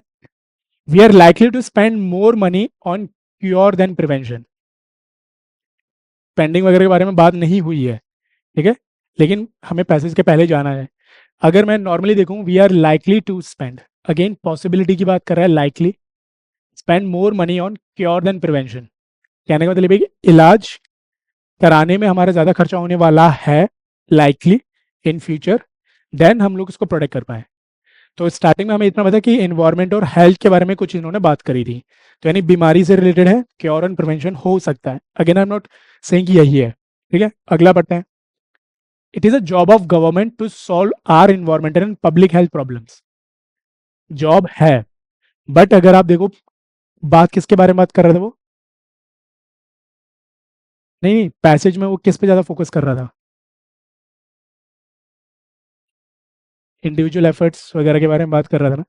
तो इसका मतलब सिर्फ गवर्नमेंट की तो नहीं हो सकता है ना, इंडिविजुअल एफर्ट के बारे में बात कर रहा है, समझ रहे हो। तो यानी कि वो अजम्पशन तो इसने नहीं रखा है, इसके दिमाग में चल रहा है ना कि लोग भी करें। तो अगर ये गवर्नमेंट पे ही होता तो सिर्फ गवर्नमेंट के बारे में भी जिक्र करता, कि लोगों देखो इंडिविजुअल नहीं कर रहे हैं तो गवर्नमेंट को करना चाहिए था। Health can be protected even if environmental problems go on unattended. ये अगर आप स्टेटमेंट देखो, ये थोड़ा इरेशनल नहीं लग रहा।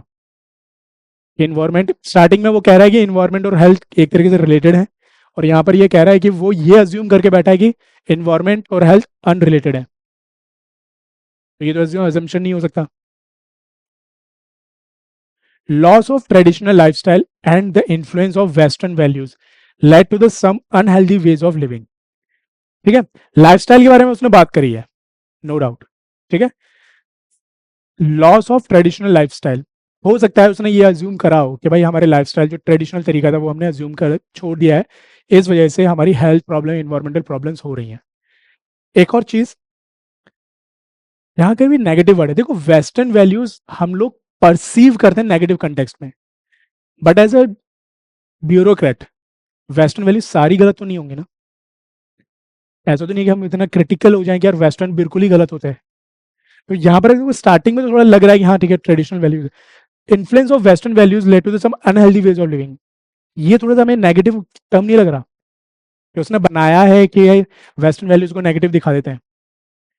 आर्टिकल जो लिख रहा होगा वो ये चीज तो दिमाग में नहीं लेके चल रहा होगा, हम जो चीज अज्यूम कर रहे हैं। ठीक है, तो उस बेस में हम ये कर सकते हैं भाई डी के चांसेस कम है, क्योंकि एक नेगेटिव कंटेक्स्ट में भी बात कर रहा है। ठीक है, जो मैंने चीज कहा थोड़ा प्रोग्रेसिव आइडियाज, ब्रॉडर आइडियाज होते हैं, क्योंकि ये स्टेटमेंट जो 3-4 हैं वो यूपीएससी वाले ने बनाए हैं जबरदस्ती। तो यहाँ पर वो कुछ ना कुछ उसके बायसनेस या कुछ ना कुछ वो चीजें दिख रही हैं हमें। ठीक है, तो अब देखो एलिमिनेशन के बाद हमारे पास ए ही बच रहा है। ठीक है, अब ये चीज, अब मैं ये चीज कहूंगी ये पैसेज में नहीं दी गई है कहीं पर भी, लेकिन हम लोग एक मानने के ब्रॉडर टर्म है और ये क्योर और हेल्थ से रिलेटेड है। तो और ये बात पॉसिबिलिटीज की कर रहा है, लाइकली टू स्पेंड, तो ये हो सकता है कि हमारा वहां से रिलेटेड हो जाए। ठीक है, एक दो और देखते हैं assumption के, क्योंकि assumption इज जहां पर प्रॉब्लम क्रिएट होती है।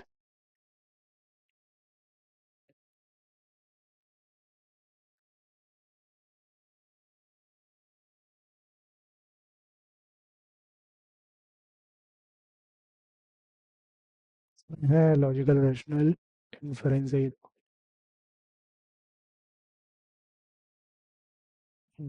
यस,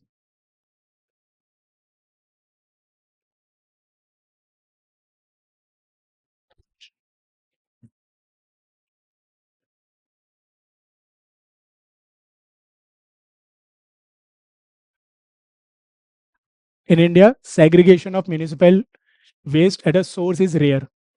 पहली लाइन किस टॉपिक से उठी होगी?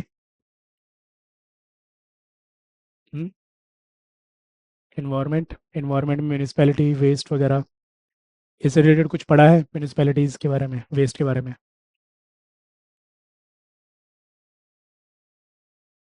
तो पढ़ा होगा जीएस में, म्यूनिसपैलिटीज वेस्ट के क्या चैलेंजेस हैं। देखो मैं ये चीज़ इसलिए बता रहा हूँ, जब आप ये चीज़ आइडेंटिफाई कर पाओगे ना तो ये पैसेज आपको अपना ही लगेगा, नया नहीं लगेगा, आपको पता है इसके बारे में पहले से थोड़ा बहुत। म्यूनिसपैलिटीज़ के बारे में आपने ये तो पढ़ा होगा सेग्रीगेशंस वगैरह पे, collection, waste recycling, dumping of जो होता है, ये जो आपके मैनुअल स्कैवेंजिंग, चलो ठीक है वो भी चीज़ कुछ उससे रिलेटेड है। इतना तो हमें पता चल गया ना पहली लाइन देख के ही, कि वहां से कुछ रिलेटेड होगा। तो अब इसके अंदर जो चीज़ लिखी होंगी वो हमें start making sense to us. तो जो चीज़ हम ब्रेक डाउन कर रहे हैं, यहाँ चैलेंजेस हैं, यहाँ सॉल्यूशंस हैं, वो हम इजीली कर पाएंगे। ठीक है, तो यहाँ पर ये बात कर रहे हैं India is a segregation of municipality waste at a source is rare. तो अगर आपने पढ़ा हो म्यूनिसपैलिटी वेस्ट में सबसे मेन जो चीज़ मेजर इश्यूज है वो यही है कि हम सोर्स पे ही हम उसको सेग्रीगेट नहीं कर रहे हैं। वो देखो ना ड्राई और वेट, कितने लेवल पे सेग्रीगेशन होनी चाहिए according to the norms, municipality waste act के अकॉर्डिंग कितने क्राइटेरियाज में डिवीजन होना चाहिए म्यूनिसिपल वेस्ट का, कुछ पता है?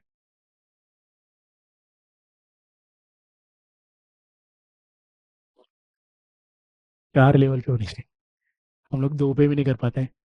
ठीक है, तो वहां से इसने उठाया है सेग्रीगेशन को, तो ये आपको आइडिया मिल गया कि यार सेग्रीगेशन म्यूनिसिपल वेस्ट के ऊपर ये आर्टिकल लिखा गया होगा। ठीक है, recycling is a most with an informal sector. तो एक चीज हमें पता चला, सेग्रीगेशन म्यूनिसिपैलिटी वेस्ट के बारे में बात कर रहा है, उसके सेग्रीगेशन के बारे में बात कर रहा है, उसकी रिसाइकलिंग के बारे में बात कर रहा है, और ये कह रहा है कि एक इनफॉर्मल सेक्टर के पास मोस्टली है। तो इसका मतलब कोई फॉर्मल सेक्टर भी थोड़े बहुत कोई ना कोई तो होगा ही। ठीक है, more than 3/4 of the municipal budget goes to the collection and transportation, which leaves very little for the processing, resource recovery and disposable। यानी कि कहने का मतलब है ये है कि जो हमारा बजट है 3/4 ये सेग्रीगेशन कलेक्शन वाले पे ही जा रहा है, इस पहले स्टेप पर ही। बाद में 1/4 जा रहा है रिसाइकलिंग में या वेस्ट टू एनर्जी वाले पार्ट पे जा रहा है, ठीक है। Where does the waste to energy fits into all this? Ideally it fits in the chain after the segregation between waste and the rest, collection, recycling and before getting into the landfill. तो कहने का मतलब ये है कि यहाँ कहीं पर हमारा वेस्ट टू एनर्जी फिट होता है. Which technology is the most appropriate in the converting the waste to energy depends on what is the waste. ठीक है, यहाँ पर सॉल्यूशन के बारे में बात कर रहा है, but solution with terms and condition. Terms and condition क्या है कि उसका कंटेंट क्या है, मैं बायोडिग्रेडेबल वर्सेस नॉन बायोडिग्रेडेबल.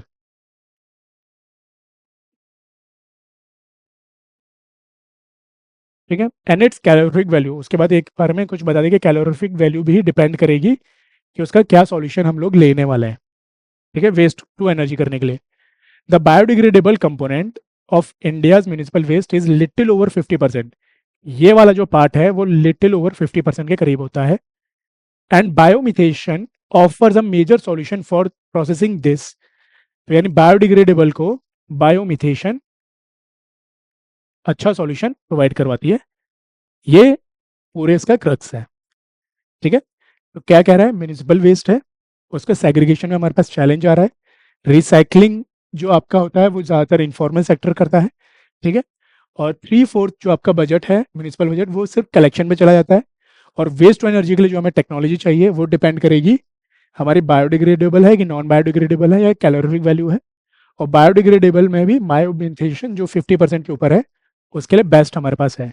ये इस पैसेज ने कहा है. It making sense? ठीक है, अब हम बात करेंगे एजम्पशन हमें क्या लेके चलना है.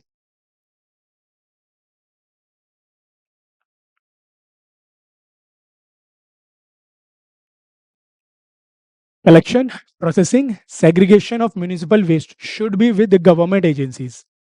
ठीक है, should be with government agencies. Collection, processing, segregation, इसने क्या बोला, इनफॉर्मल सेक्टर भी इन्वॉल्व है उस प्रोसेस में कहीं ना कहीं. बट उसने क्या, उसने इनफॉर्मल सेक्टर को क्रिटिसाइज करा कहीं पर. उसने कहीं नहीं कहा ना कि इनफॉर्मल सेक्टर की वजह से हमारा म्यूनिसिपल वेस्ट या वेस्ट एनर्जी हम लोग नहीं कर पा रहे हैं अच्छे से यूटिलाइज. उसने क्रिटिसाइज किसको करा, बजट को. बजट किसके पास आता है, गवर्नमेंट के पास. तो एक तरीके से वो क्रिटिसाइज तो गवर्नमेंट को कर रहा है, इन्फॉर्मल सेक्टर को तो कर नहीं रहा है. तो ये अजम्पशन आपको लग रहा है कि सही हो सकता है, ये वो अज्यूम करेगा. उसने क्या कहा, collection, processing, segregation of municipal waste should be with government agencies. ये अजम्पशन उसने नहीं करेगा ना, क्योंकि वो एक तरीके से क्रिटिसाइज कर रहा है कि आप बजट ढंग से एलोकेट नहीं कर पा रहे हो, आप कलेक्शन सही से नहीं कर पा रहे हो. ठीक है, रिसाइकलिंग वाले वाला जो आपका पार्ट है वहां पर इन्फॉर्मल सेक्टर है, बट वो इन्फॉर्मल सेक्टर को क्रिटिसाइज तो कहीं नहीं कर रहा है. ठीक है, तो ये किए भी है. दूसरा, अगर आप देखो, अगर मैं जीएस पॉइंट ऑफ व्यू से भी सोचूं, हमें तो एफिशिएंसी चाहिए, तो हमें तो प्राइवेट प्लेयर्स को भी तो इंक्लूड करना चाहिए ना. सिर्फ गवर्नमेंट के पास भरोसे तो हम नहीं रह सकते हैं. और ज़्यादातर अगर हम देखें म्यूनिसिपैलिटी तो यूजली गवर्नमेंट के पास ही है. तो उस पॉइंट ऑफ व्यू से भी हमें लग रहा है कि ये assumption गलत है. ठीक है, resource recovery and recycling require technological inputs that can be best handled by the private players.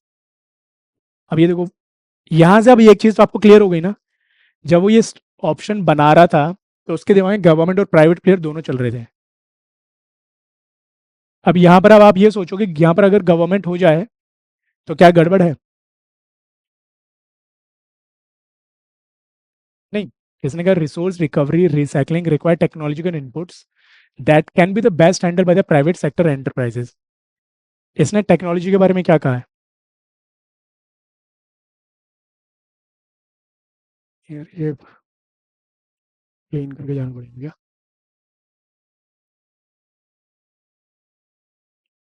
इसने ये बताया था ना, waste technology is the most appropriate in converting waste, depends on what is a waste. इसने technology के बारे में बात करी है, बट क्या बताया कि टेक्नोलॉजी डिपेंड किस पे करती है, व्हाट काइंड ऑफ वेस्ट और कैलोरिफिक वैल्यू है. उसने ये नहीं बताया ना कि कौन हैंडल कर रहा है, private player. Just think about कि क्या गवर्नमेंट अच्छी टेक्नोलॉजी नहीं ला सकती है? तो और पैसेज में भी वो ये नहीं करा कि गवर्नमेंट हैंडल नहीं कर रही है ढंग से। उसने ये थोड़ी नहीं कहा कि गवर्नमेंट की टेक्नोलॉजी सही तरीके से हैंडल नहीं कर रही है। हाँ, उसने कलेक्शन और सेग्रीगेशन पे उसने क्रिटिसाइज करा है, बट टेक्नोलॉजी वाले पार्ट पर उसने कहीं नहीं कहा ना क्रिटिसाइज करा ना। टेक्नोलॉजी वाले पार्ट में उसने क्या कहा है कि वो डिपेंड करेगा कि कैसी है, आपका वेस्ट कैसा है, उसके बेस पर हम लोग डिसाइड करेंगे टेक्नोलॉजी कौन सी बेस्ट है। मैं जो चीज़ समझाना चाह रहा हूँ, अजम्पशन में आपको पैसेज के बियॉन्ड जाना पड़ेगा। अगर आप, बट उसके अलावा जितने भी की टर्म्स हैं वो आपको सिर्फ पैसेज के बेस पे ही रखने हैं। और जहाँ एजम्पशन है वहाँ आपको थोड़ा broadly out of the box, out of the passage सोचना पड़ेगा। ठीक है, तो यहाँ पर अब आप नॉर्मल सोचो कि क्या गवर्नमेंट अगर आ जाए, एक एफिशिएंट गवर्नमेंट आ जाए, तो वो भी तो अच्छे से हैंडल कर सकती है ना टेक्नोलॉजी। ठीक है, तो इस हिसाब से हमें जो लगेगा कि भाई दोनों एजम्पशन जो है वो इतने कन्विंसिंग नहीं लग रहे हैं। ठीक है, तो इसका आपका डी आ जाएगा नहीं इधर। अब देखो, इसी में ना शायद क्रक्स, सॉरी, देखो इसी पैसेज में उसने अजम्पशन पूछा है, अब इसी में वो क्रक्स पूछ रहा है, यानी अब हमें पैसेज के बेस पर आंसर करना है। पैसेज में जो चीज दी गई है, generation of energy from municipal solid waste is inexpensive, क्या उसने खर्चे के बारे में बताया है? म्यूनिसिपल सॉलिड वेस्ट जो एनर्जी जनरेशन है वो महंगी है सस्ती है, कुछ बताया उसने? कोई जिक्र नहीं हुआ पैसों के बारे में। Biomethanation is a most ideal way of generating energy from municipal solid waste. सही है, बायोमिथेशन के बारे में बात करता है वो। ठीक है, इसको रख लेते हैं। Segregation of municipal waste is the first step in ensuring the success of waste to energy.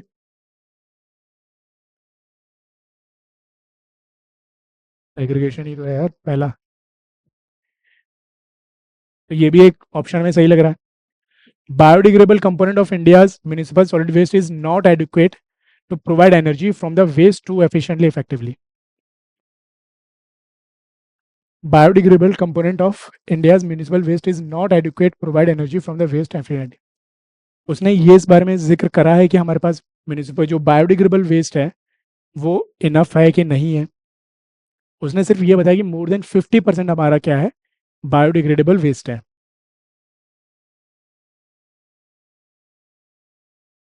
Biodegradable waste of India is municipal solid waste is little over 50%, and biomethane offer a major solution for this. वो ये नहीं बता रहा है कि waste to energy के लिए हमारे पास बायोडिग्रेडेबल कंपोनेंट है कि नहीं है। पैसेज में इस चीज़ का जिक्र नहीं हो रहा है, मैं ये चीज़ कहना चाह रहा हूँ।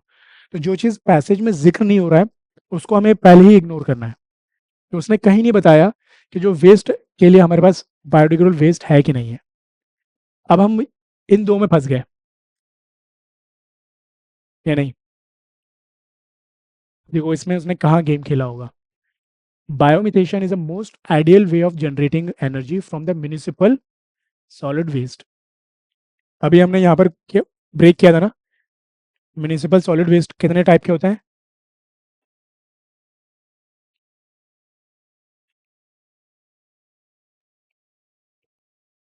Biodegradable, non biodegradable. और इसने क्या बताया, बायोमिथेशन या biodegradable component of India's municipal solid waste is little over 50%। ये 50% के ऊपर है थोड़ा सा। And biomethanation offers a major solution for processing this. इसलिए मैं कहता कीवर्ड्स पे हमें क्यों ध्यान देना है। बायोमिथेशन किसका है? बायोडिग्रेडेबल का सॉल्यूशन है बेस्ट, सॉलिड वेस्ट का नहीं है।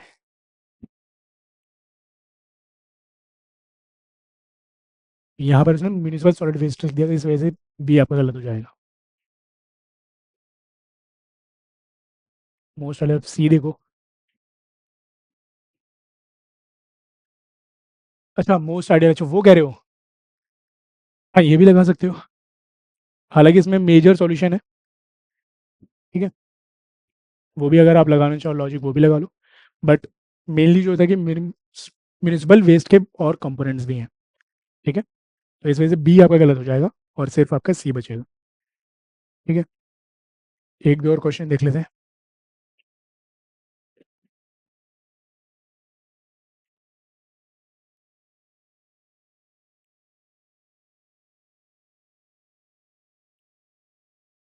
क्वेश्चन पे नहीं है, एक ये वाला ले लेते हैं।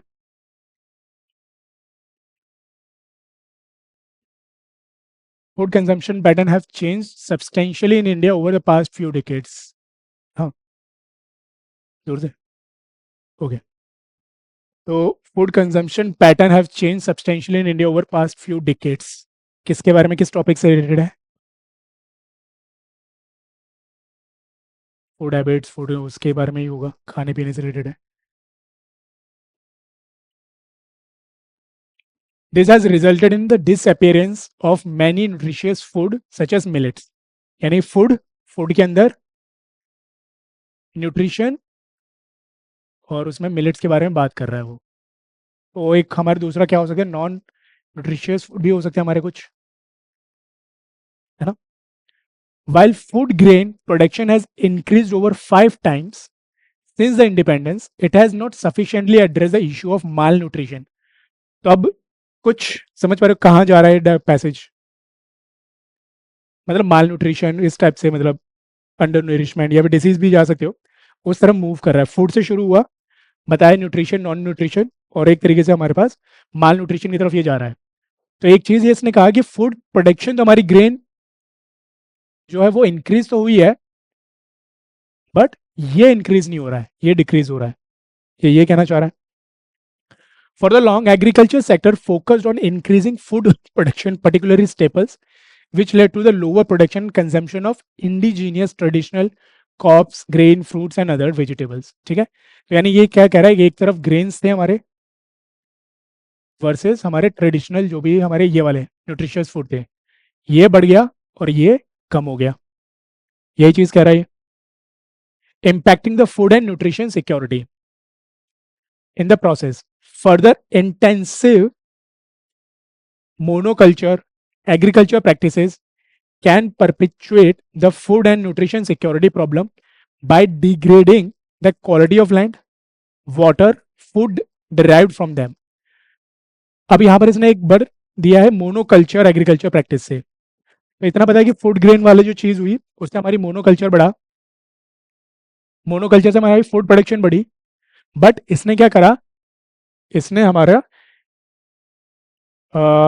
लैंड, वाटर और फूड को भी डिग्रेड कर दिया है। तो ओवरऑल हमारी जो बात चल रही है फूड ग्रेन प्रोडक्शन के बारे में बात कर रही है, और कोर अगर आप देखो तो न्यूट्रिशन और माल न्यूट्रिशन के बारे में बात कर रहा है कि भाई हमारे जो न्यूट्रिशियस फूड था वो कम होता चला गया और हमने स्टेपल क्रॉप्स को बढ़ा दिया है। ठीक है, और मोनोकल्चर ने उसको फर्दर हमारा क्या करा, उसको डिग्रेड कर दिया हमारे इन्वायरमेंट को। ठीक है, ये आपका पैसेज है। अब इस पर हमने क्या एजम्पशन हम लोग करने वाले हैं।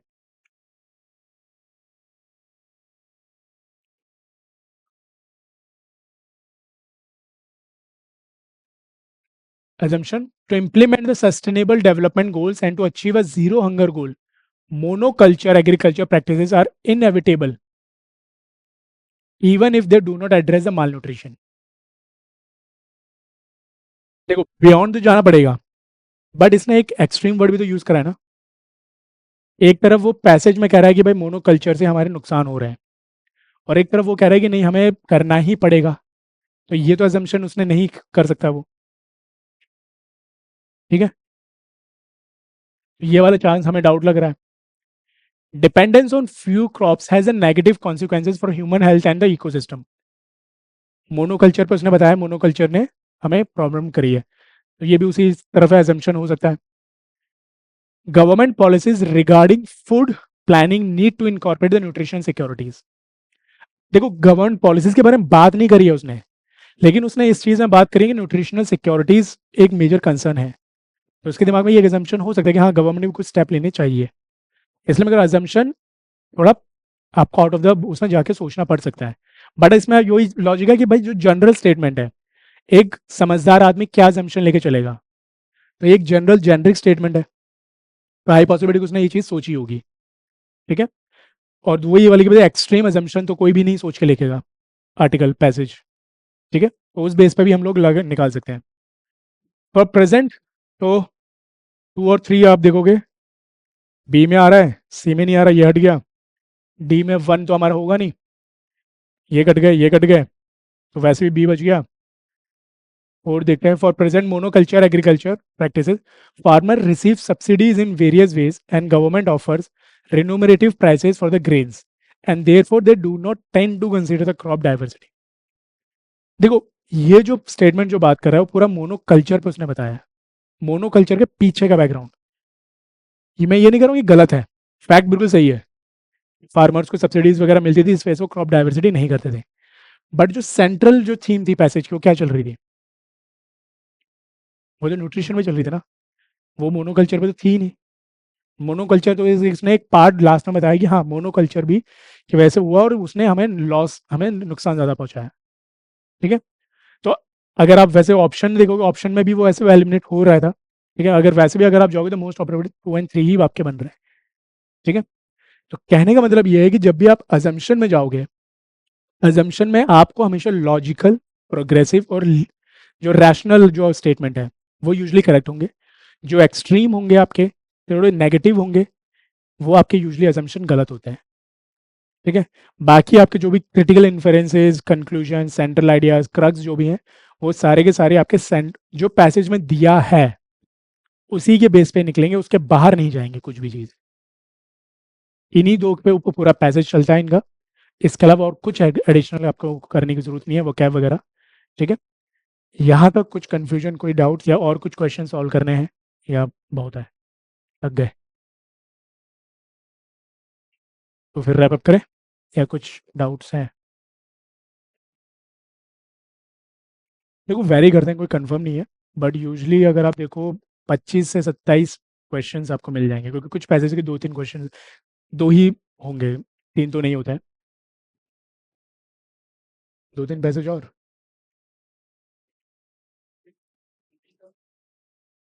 620।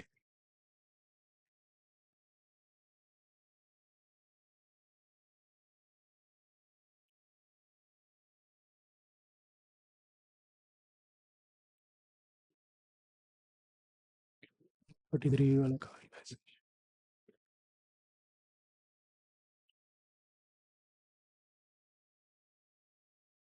क्या वाला करें? ये तो कर लिया ना कलेक्टिव सेग्रीगेशन वाला। चलो पहले हाँ डाउट बताओ, क्या पूछ रहे थे आप?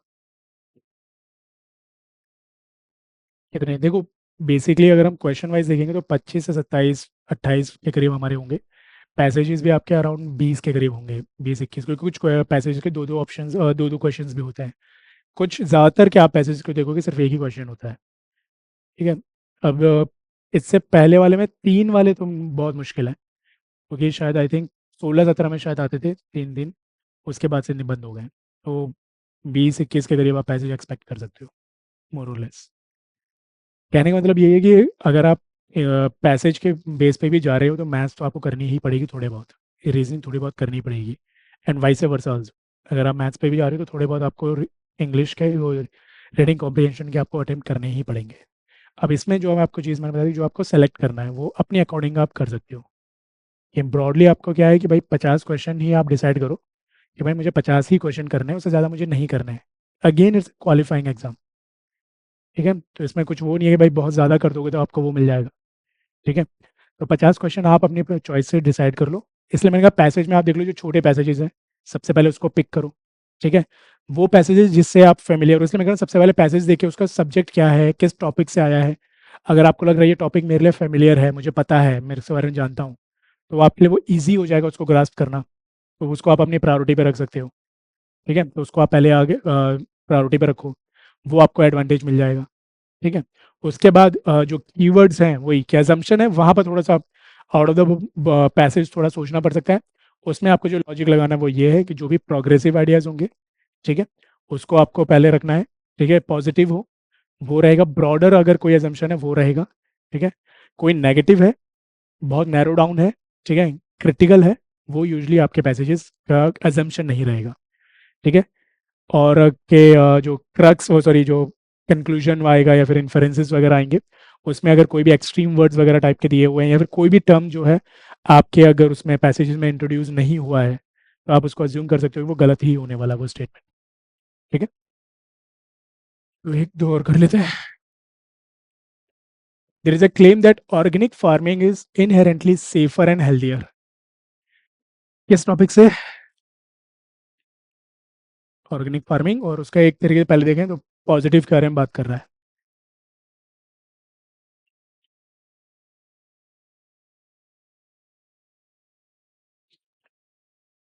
इनहेरेंटली सेफर है और हेल्दियर है। The reality is that because of the organic farming industry is still young and not well regulated in India. अब क्या है कि ऑर्गेनिक फार्मिंग यंग है, इस वजह से ये आपके रेगुलेटेड नहीं है।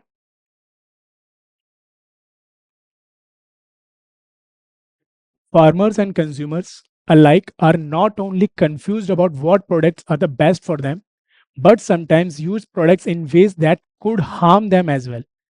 ठीक है, तो कहने का मतलब ये है ऑर्गेनिक फार्मिंग अभी न्यूली इंट्रोड्यूस हुई है, इस वजह से आपके जो प्रोडक्ट्स हैं, जो फार्मर्स हैं, वो खुद कंफ्यूज है क्या यूज करना है और क्या यूज नहीं करना है।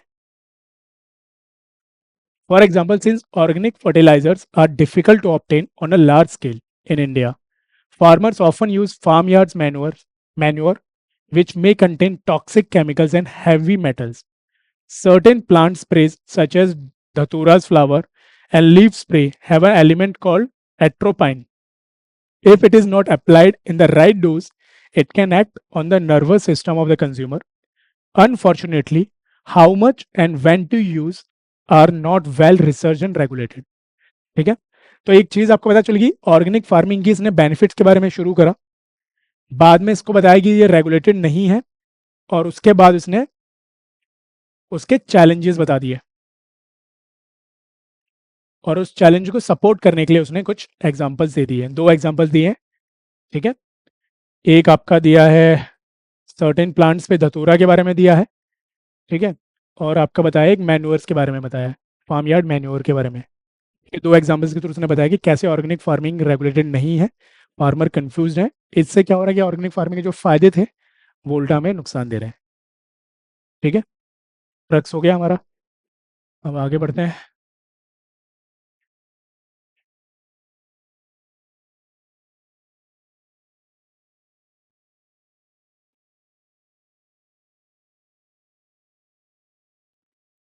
assumption, organic farming is inherently unsafe for both farmer and consumer. क्या ये assumption सही हो सकता है? वो जो कह रहा है कि नहीं वो तो सेफ है ही, ठीक है, बट वो है कि रेगुलेटेड नहीं है, इस वजह से वो हम लोग उसको सेफली यूज नहीं कर पा रहे हैं, तो ये assumption गलत है। अगेन वही लॉजिक अगर हम जो करें कि भाई नेगेटिव भी है, ठीक है, farmers and consumer need to be educated about the eco friendly food. ये बात यही कर रहा है कि भाई अवेयर नहीं है, कंफ्यूजन है, तो ये assumption हम लोग कह भी सकते हैं। बाकी दूसरा अगर लॉजिक जाए, बहुत प्रोग्रेसिव आइडिया है कि हाँ फार्मर्स को हमें एजुकेट करना चाहिए। ठीक है, तो हमारा सेकंड assumption सही है, तो हमारा 2 हो जाएगा। और कौन सा क्वेश्चन था इस पे?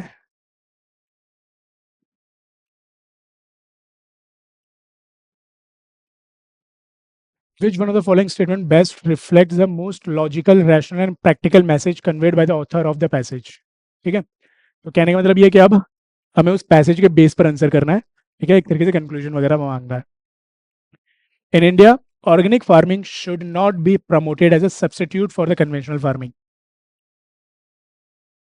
गलत है। ठीक है, हालांकि देखो कन्वेंशनल फार्मिंग के बारे में उसने वैसे भी जिक्र करा ही नहीं है, ठीक है, बट स्टेटमेंट भी बहुत नेगेटिव जा रहा है।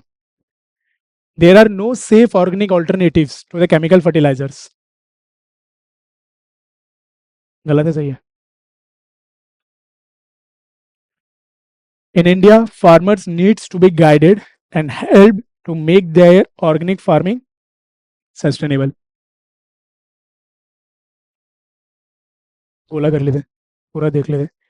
The aim of organic farming should not be to generate huge profit as there is still no global market for its product. Statement progressive है नो डाउट, बट क्या ग्लोबल मार्केट का जिक्र हुआ है हमारे पैसेज में कहीं पर भी? मार्केटिंग तो कहीं पे भी नहीं हुआ ना। इसलिए गलत है, सी हमारा हो गया। ठीक है, तो अगर आप कॉम्बिनेशन ऑफ जीएस की जो अप्रोच होती है वो अगर हम लाएंगे तो वही चीज़ कह रहा हूँ, ऑप्शन अगर आप जब तक पैसेज ढंग से नहीं पढ़ रहे हो, कुछ लोग होते हैं वो आप देखोगे कि सिर्फ ऑप्शन देखकर ही आप अटेम्प्ट कर लो ये वो, तो उसमें फिर वही है ना कि सीओडी दोनों प्रोग्रेसिव है। फिलोसफी वाला यार है कोई, बताओ।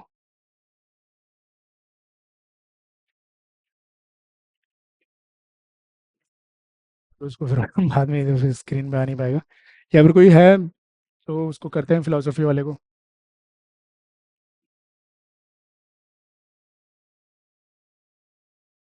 इसलिए मैं कह रहा हूँ कि अगर नहीं, फिलोसफी में अच्छी बात क्या होती है ना, वो छोटे होते हैं, बड़े भी नहीं होते हैं, तो आप डिसाइड भी जल्दी कर सकते हैं छोड़ना है कि नहीं करना है। ठीक है, इस टाइप के जो आपके जो स्ट्रेट फॉरवर्ड जो आप पैसेज देखोगे वो ज़्यादातर आपके इन्वायरमेंट से होंगे, ऑर्गेनिक फार्मिंग, इकोनॉमिक्स, यहाँ से आपको इजीली मिल जाते हैं, और बहुत जेनरिक होते हैं ये, इसमें ज़्यादा कन्फ्यूजन नहीं होती है। फिलोसफी वाले में थोड़ा सा आपको डेप्थ में वो कॉन्सेप्ट की अंडरस्टैंडिंग चाहिए। ठीक है, तो इसलिए मैं कह रहा हूँ अगर फिलोसफी अगर नहीं समझ आ रही है तो उसको छोड़ दो। इसलिए मैंने कहा ना 50 क्वेश्चन टारगेट लेके चलो, लेना ही नहीं है कि मुझे सारे के सारे करने हैं। जब आप सारे का बर्डन ले लेते हो ना तब प्रॉब्लम आ जाती है, फिर हम अपने आप को ओवर स्ट्रेन करने लग जाते हैं। एक नॉर्मल मैथ्स अगर आप लगाओ, मैं अगर 50 क्वेश्चन कर रहा हूँ, ठीक है, 50 में से भी लेट्स अज्यूम मेरे 15 गलत हो गए, 35 सही हो गए, तो तब भी मेरा कितना हो गया नेट? 30 के करीब है। क्लियर करने के लिए कितने चाहिए? 27 के करीब क्वेश्चन चाहिए मुझे, तब भी तो मेरा निकल रहा है ना। और मुझे कोई फर्क नहीं पड़ रहा, मुझे कोई झंडा तो मिलेगा नहीं कि मैं 50 नंबर से सी सेट निकाला हूँ या किसी से भी निकाला हूँ। एक नंबर से भी निकल रहा है तो मेरा निकल रहा है ना। हाँ, ये है कि आप अटेम्प्ट ही कम कर रहे हो, मान लो अगर आप अटेम्प्ट ही 35 क्वेश्चन कर रहे हो, वहां फिर प्रॉब्लम आ जाती है, क्योंकि वहां फिर आप बहुत मार्जिन पे खेलने लग जाते हो। 50 में से 15 क्वेश्चन की मार्जिन मिल गई आपको, पर अगर आपके मैथ्स ठीक है और पैसेज भी अगर आपके ठीक है, इतने गलत नहीं होंगे कि अगर आप कर रहे हो कि मतलब 15 क्वेश्चन गलत हो जाए, ऐसा नहीं है। ठीक है, इसलिए मैं कह रहा हूँ अगर फिलोसफी में कंफर्टेबल नहीं हो, छोड़ दो, और वो ज़्यादा नहीं होंगे, वही चीज़ मैं आपको समझाने की कोशिश कर रहा हूँ। ये 23 का भी बताया था, 24 का, इसमें नेट कैसे चलता है मुझे आइडिया, मैंने अभी 24 का भी देख लेते हैं। उसमें भी आप देखोगे आपको इसी टाइप के पैसेज आपको देखने को मिल रहे हैं। फिलोसफिकल कितने हो जाएंगे, 4-5 आ जाएंगे आपके, इजीली स्केपेबल है। उसकी जगह आप उस टाइम को अभी इन्वेस्ट कर दो अपने उसमें। ठीक है, और अगर आपको लग रहा है कि नहीं समझ जा रहा हूँ मैं, कॉन्सेप्ट अच्छे हैं, ठीक है, कुछ लोगों का होता है फिलोसफी ऑप्शनली होता है, तो वो तो कंफर्टेबल है या फिर उनको इंटरेस्ट होता है, समझ जाते हैं, या फिर एथिक्स में काफ़ी अच्छी उनकी पकड़ होती है, तो वहाँ पर इजीली हो जाता है वो चीज़ें, तो वो सिर्फ चीज़ें कर सकते हो। बट इस टाइप के जो पैसेज होते हैं वो स्ट्रेट फॉरवर्ड होते हैं, उसमें कन्फ्यूजन के चांसेस कम होते हैं। खासकर आपके अजम्पशन में तो भी थोड़ा सा चैलेंज आएगा, बट जो भी कंक्लूजन है, इन्फरेंसेस वगैरह है, वहाँ पर आपको इशू नहीं आएगा। वहाँ पर पैसेज पकड़ना है, पैसेज में वो चीज़ कही गई है तो ठीक है, नहीं कही गई है तो छोड़ दो। अजम्पशन में पॉजिटिव है, प्रोग्रेसिव आपको दिख रही है, तो चांसेस है कि हाँ ये अजम्पशन होगा। ठीक है, कोई नेगेटिव है, क्रिटिकल चीज़ें हैं, तो वो हमारा एजम्पशन नहीं होगा, बेस्ड ऑन द लॉजिक कि जो ऑथर है वो एक साउंड माइंड का आदमी लिख रहा होगा, और उसी का आर्टिकल हमारा उठाया गया होगा, किसी नेगेटिव आदमी का नहीं उठाएगा यूपीएससी, इतना तो हम उम्मीद करते हैं। ठीक है, तो आई थिंक रैप अप करते हैं, 15 मिनट ही, 5 मिनट ही बचे हैं। ठीक है, ऑनलाइन पे कोई डाउट्स? ऑनलाइन स्टूडेंट अगर कोई डाउट्स हैं तो स्क्रॉल।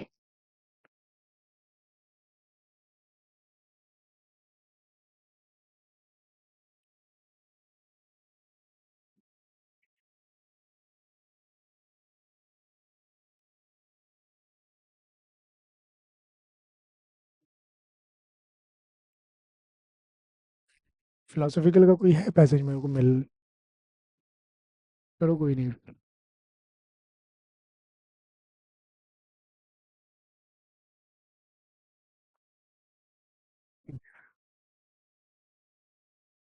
ओके देन, हाँ, थैंक यू एवरीवन।